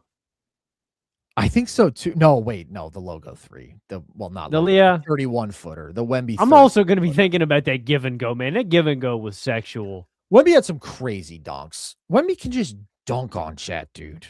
Yeah, there was another one too where he had an easy roll. It wasn't as cool as the Chet one, but he literally catches it outside of the paint, like in the middle between the left block and the left elbow on the roll, and Chet is on Champagny. And he literally just rises up on Jay Will too. Like he makes it look so easy. Yeah. I mean, probably like the top 10 highlights of this series, I don't know. 8 of them come from Wemby. I think the Shai switch hands windmill layup with the left. That's probably his coolest highlight of the series. What about SGA making Wemby touch earth? I was thinking about that one too. Making Carter Bryant turn around too. Actually, Shai did have some tough highlights in this series, but whatever. The Cornett chase down block is somewhere in that top 10 for sure. Gabriel Says on Chet, I distinctly remember on a past game where he just got manhandled by KJ, man. Also, shout out to the Sixers for waiving Champagne to sign McClung. Oh, yeah. Just a big body bucket, just like killed and bowling ball into him in the yeah, he did that a few times. Yeah, shout out to Keldon, dude. Like, genuinely, because he did suck early in this series and he did turn it around and he made a difference. I mean, he made 2 huge shots in this game, 2 massive shots. Speaking of funny jumpers, man, he's got like a dial-up jumper. That shit's funny to watch. He does. It's slow. He can still get it off, though. Chet can't. Yeah, R.I.P. Daryl Morey, man. That's a big mistake. Champagne rocks. Marcelino Nieves says, shout out to Jeremy Sohan for winning a ring. It's true. He's pulling a fucking Anderson Varejao. Play both sides. That is insane. Remember when people used to be like Sohan believers? I never liked Sohan, but it is kind of crazy how quickly he like fell out of an NBA rotation, you know, for being I think he was one of the top guys. Yeah. Ace Solo says, how much better would you say a 22-year-old Wemby is than a 22-year-old LeBron? And how much of a chance do you give the Knicks to win? A lot. I think it's actually a substantial gap. You think so? I just mean like with what Wemby can single-handedly do to destroy an opposing team's offense. Like, I don't want that to get lost either. The fact that this was the number one offense in the playoff field coming into this series, and Wemby just dismantled them. Like, LeBron had a good, like a solid defense, I think, around him with that young, like, 07 group. And like I think they kind of get underrated a little bit, actually, just in terms of the supporting cast that he actually had. Not that they were that good. He still dragged them to 60 wins. It was a good team defense. I mean, people act like they were the biggest bum squad of all time. And it's like, A, NBA talent just didn't used to run as deep. B, they were a defensively oriented team. C, they also were still not nearly the typical NBA Finals level supporting cast. But D, they also were not a typical NBA Finals level team because they got that ass beat in the finals. And LeBron did suck in the finals. And I think Wemby's supporting cast is better. I think he's got more talent for sure and more help. But what Wemby can do defensively, and then we said this a couple of times and a million times throughout these playoffs, but the impact floor, just like what you have to do to counter him with a 22-year-old LeBron, you still had that element of if we wall up the paint and we force him to be a jump shooter, that's a great outcome for us. Whereas with Wemby, you have to again warp your team on both sides of the court. Yeah, I agree. I mean, I would take Wemby. I don't know if I would say substantially. I do think Wemby's better, but also like what LeBron was doing carrying those offenses was pretty nuts. He wasn't at the level yet where he could just like single-handedly make you an elite offense, but those offenses were like 10, 12 points better with him on the court if you're looking at like 06 and 07. And in the playoffs in 07, they were 24 points per 100 better with him on the court, although Wemby's also at plus 20 in terms of on-off swing in these playoffs, which is pretty nutty. But yeah, I agree. I mean, I think it's just like LeBron still needed to add some more polish as a pull-up shooter. LeBron also still had another level up to go as a passer. Like LeBron, I mean, 2009, 2010, we're talking about the greatest regular season floor raiser in NBA history. But by 06, 07, we're talking about a guy who absolutely made his argument for best player in the world, but was he as impactful? Was he as dominant as this Wemby that we're seeing right now? Not quite, in my opinion. Caden says, Spurs in 6, Knicks steal game 1 off fatigue. Love y'all. Thanks for your dedication to the pod. Thank you, Caden. Thank you, all you guys, for tuning in throughout these playoffs. Could be. We'll see. I will say, though, the Spurs, they're strong starters, man. They come out hot. That was a big deal throughout this series. They had great first quarters, but we'll see. Jalen Brunson, it's Jay. What's up, Jay? Good to see you, man. Let's go, Knicks. Y'all love the Knicks or what? I'm loving the Knicks, man. I'm loving the Knicks now. I do love the Knicks, and I am rooting for the Knicks. And I'm so glad Jalen Brunson always joins our live streams. I know. Man. That guy's a ball knower. Yeah, it's just so good to know that he's a fan. I don't know says, thoughts on what to do with iHeart? I'd bring him back. Keep him. He was good in this matchup, man. He was good. I think the lineup versatility he gives you is valuable, and I don't see a need for them to get off the money. I think Dort is the money they get off of, either by just letting him walk or by in those contracts and then trading him. I didn't really see it a couple of 2 years ago or whenever they inked Joe and Wiggins to those extensions, but it actually is going to give them some nice flexibility to package it together, and you know, you just need to make the money work. So Yeah, Ihart was awesome, man. I think he's really important to this team too. I don't want to forget, like a big issue with this team 2 years ago was still the rebounding. Like they were not a good rebounding team, and I just think Ihart is really, really important to that recipe. So I think you got to hold on to him. Yeah, and for defense on Wemby, he's super useful. Definitely. The push shot and the connective passing and the screening. The screening for Shai is really important. They don't have anybody else who can do that. So I think Ihart matters a lot for this team. And until they run into a point where it's like they have to make a really tough decision, I'd keep him around. And also the double big look was so great for them this year, before Chet forgot how to play basketball. Much better than last year. Like they still have AJ on a criminal contract. They have Jared McCain on a criminal contract. They have Kaysen on a criminal contract through this year. They're criminals is really what they are. But like, as long as they can keep Ihart, I think they should. Nolan says, I don't know who I want more, Wemby or Low Daddy. The good news is you don't have to choose. You don't have to gas me up, Nolan. You want Wemby. You get Wemby during the game, you get Logan after the game, and you get a full serving of both of them with a Hannah little Montana on the side. Evil Crisis says, I do want to touch on the flopping hate. I find it interesting how this and tanking dominated discourse, and we all conveniently forget NBA coaches throwing games this season. Gambling is the problem. Valid take. I just think gambling's a problem in general with basically every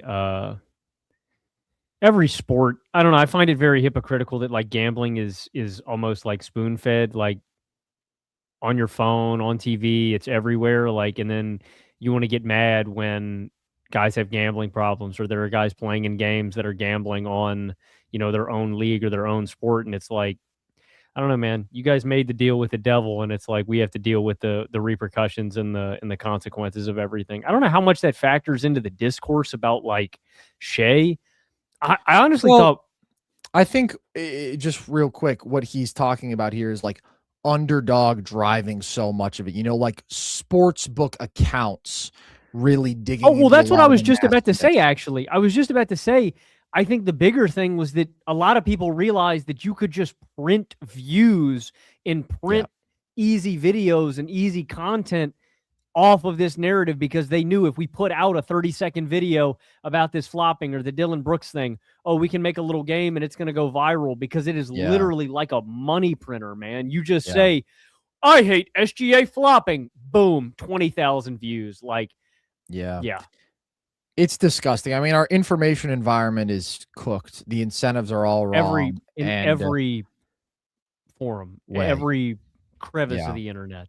Yeah. And this was definitely a very good example of that. I don't know. I think it's something that we will look back on and be like, that was really gross. That was really gross that was like the prevailing narrative through this awesome basketball series. It sucked. Ace says, who y'all think missed All-NBA who should have made it? Scotty. Scotty is the one. Scotty sure. Absolutely should have made it. Liam says, Reddit sponsorship for the boys, # big moves. Yes, sir. Gabriel says, Wemby this series, 27.5, 12.2, 4.3 inflation-adjusted points, rebounds, blocks per 75. That's big-time stuff, man. It's insane, man. Yeah. The Uno says it was 4v6 because Chet was playing for the Spurs tonight. 4 points on 1 of 2 shooting is diabolical. Chet should have his contract voided for this. Terrible. Just terrible. Maximus says Wemby's like a Pokemon card. The rarity and reverence are going to go insane the more we get into his career. GOAT? Yes. GOAT. You know it. You know it, man. The thing with Wemby is it's like there's nothing you can say that is a hot take about Wemby. It's like, I think he's going to be the GOAT. And like 90% of people are like, yeah, I agree. Maybe not 90%, but most people who are watching. Yeah, it's wild. Ace says, if the Knicks win the chip, my theory is that a player in the top 15, specifically 11 to 15 range, can win a chip. They just need more help than someone who's top 5. I completely agree. I think that in the NBA, if you have enough depth and enough talent throughout your roster, it can override the fact that you don't have one of those guys. I don't think that's uncommon throughout NBA history. Yeah. It's kind of a flaw with how we view a lot of this stuff when we say, can you win a title with that guy as your best player? Or in football, can you win a Super Bowl with that guy as your quarterback? It's like, well, teams have won titles with Chauncey Billups as their best player. Teams have won and Super Bowls with Trent Dilfer and Brad Johnson. Exactly. Like you can.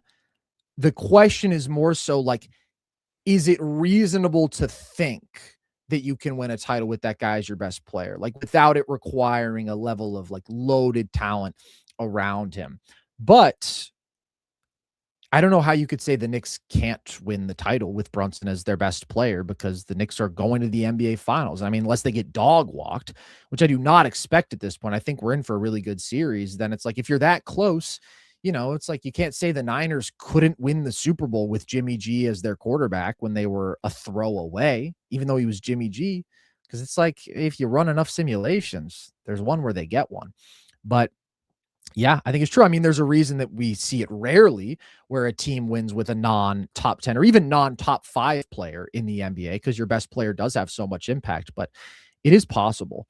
Ooh, Nas Reed with a great question. Who would win in an all-time NBA cake-off? Yabu. Kyle Lowry, bro. You had the biggest layup of all time right Yo, there. What, Yabu's got the basic. Yabu's got the donk. Fuck. He's thick as fuck. But Kyle Lowry is the GOAT. When we talk about the greatest humans to ever live, okay, we talk about fucking, well, we've gone through it, right? Da Vinci, Socrates. By the way, I did think it was wild that Dagnall compared Shai to Socrates. I'm kind of like, what's the upside from comparing him to Socrates? You know? In what way? How wise they are? Pretty much, it sounded like. Okay. I'm like, that's just kind of a wild comp. You're kind of SGA, fucking throwing great chum in the philosopher. water there. And like, he is nonchalant as hell, kind of like Socrates. But anyways, all I'm saying is, if you go down the list of GOATs, Steph shooting, Wemby's existence, whatever, Kyle Lowry cake is I'm pretty taking high. Yabu, man. I think you're kind of sleeping on Yabu. Let's dive into the film. Let's dive into the film. I'm down. All right, we'll do that after this. Nas Reed also says, Carson is my favorite nerd. Sorry, LC the Kid, but Carson's crash outs and out-of-pocket comments are the best. I'm sad I have no one to talk to about Carson's antics. Thank you, Nas Reed. Well, You're my favorite Timberwolf. I've got good news. Carson is also my favorite nerd. And stop it. You're mine. If you want someone to talk to about Carson's antics, you could actually join our Discord, where we've got all kinds of nerd seshers. Oh, how much are they paying you for that, huh? What are they throwing a fucking golden goose at you? Huge bag. Yeah, that's that Chet Holmgren size bag.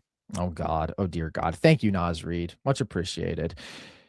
You'll never find anybody you can talk to about this. Not in the real world. That's what the internet's for.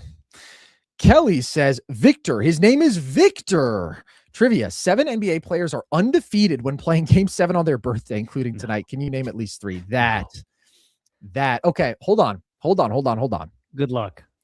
The only strategy here is that the player has to be born in late April or May or June. If you get this, I'm going to lose my shit. I can't. I'm going to lose my shit.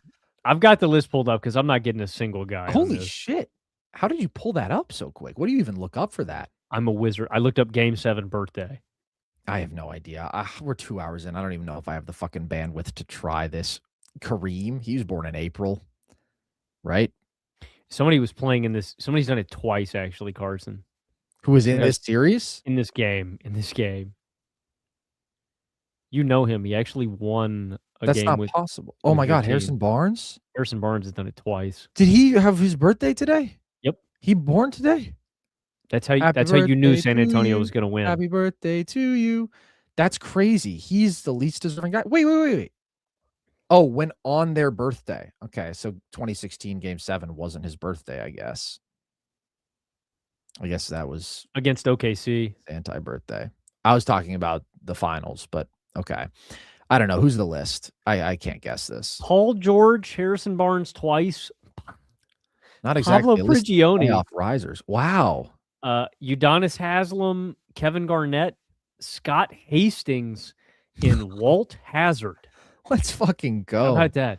That's an awesome list. That's an awesome question, Kelly. You guys are cooking with the live trivia questions. Those are fun. Gabriel says Chet definitely has some shame thing, right? Like he definitely wants his roundie squashed by the giant alien Shaolin monk. It's the most likely conclusion at this Chet's point. If we doing use it out Occam's of- razor and we come to the conclusion that requires the fewest assumptions to be made, that's where we end up. Chet wants to get his balls squashed by Chet's a Wemby. kinky prokaryotic cell. Yes. Oh, The yeah. first of his kind and the first of his name. Just like me. For real. Casey from Sporkle says, I also do think Shai needs to get better at setting up bigs. I think it's his weakest playmaking area. It's kind of hard in this series just because there's so many bodies and Wemby's near the rim. Like I actually thought he did a pretty good job of it in the first few rounds.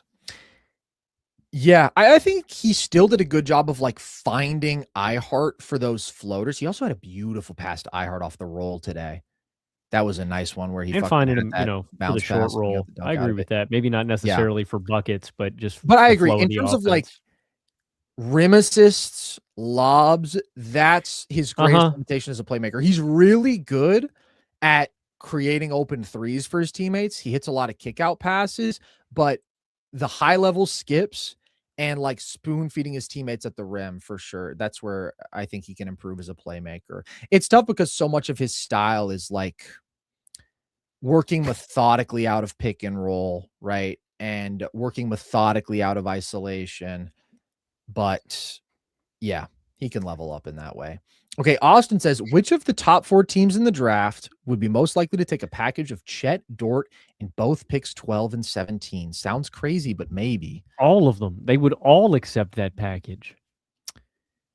I don't know, man. Well, first of all, I mean, there's no possible way to make that money work. No, you can't not. send out I'm sorry. $60 million.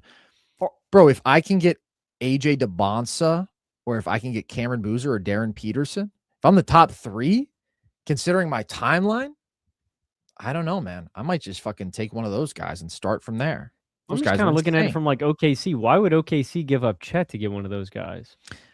This trade, there's no way for it to work. I mean, they would have to take back more contracts. They would, but yeah, I don't know. That's not going to happen, if I'm being honest. Chris World says, last one, what if OKC brings back KD? Yeah, can't do it. Contract. I think Houston just has to hold on to him. Yeah, I agree. T. Bish says, can you think of a much better coaching battle than what we got in this series in your lifetime? That's a great question. This was an awesome coaching battle.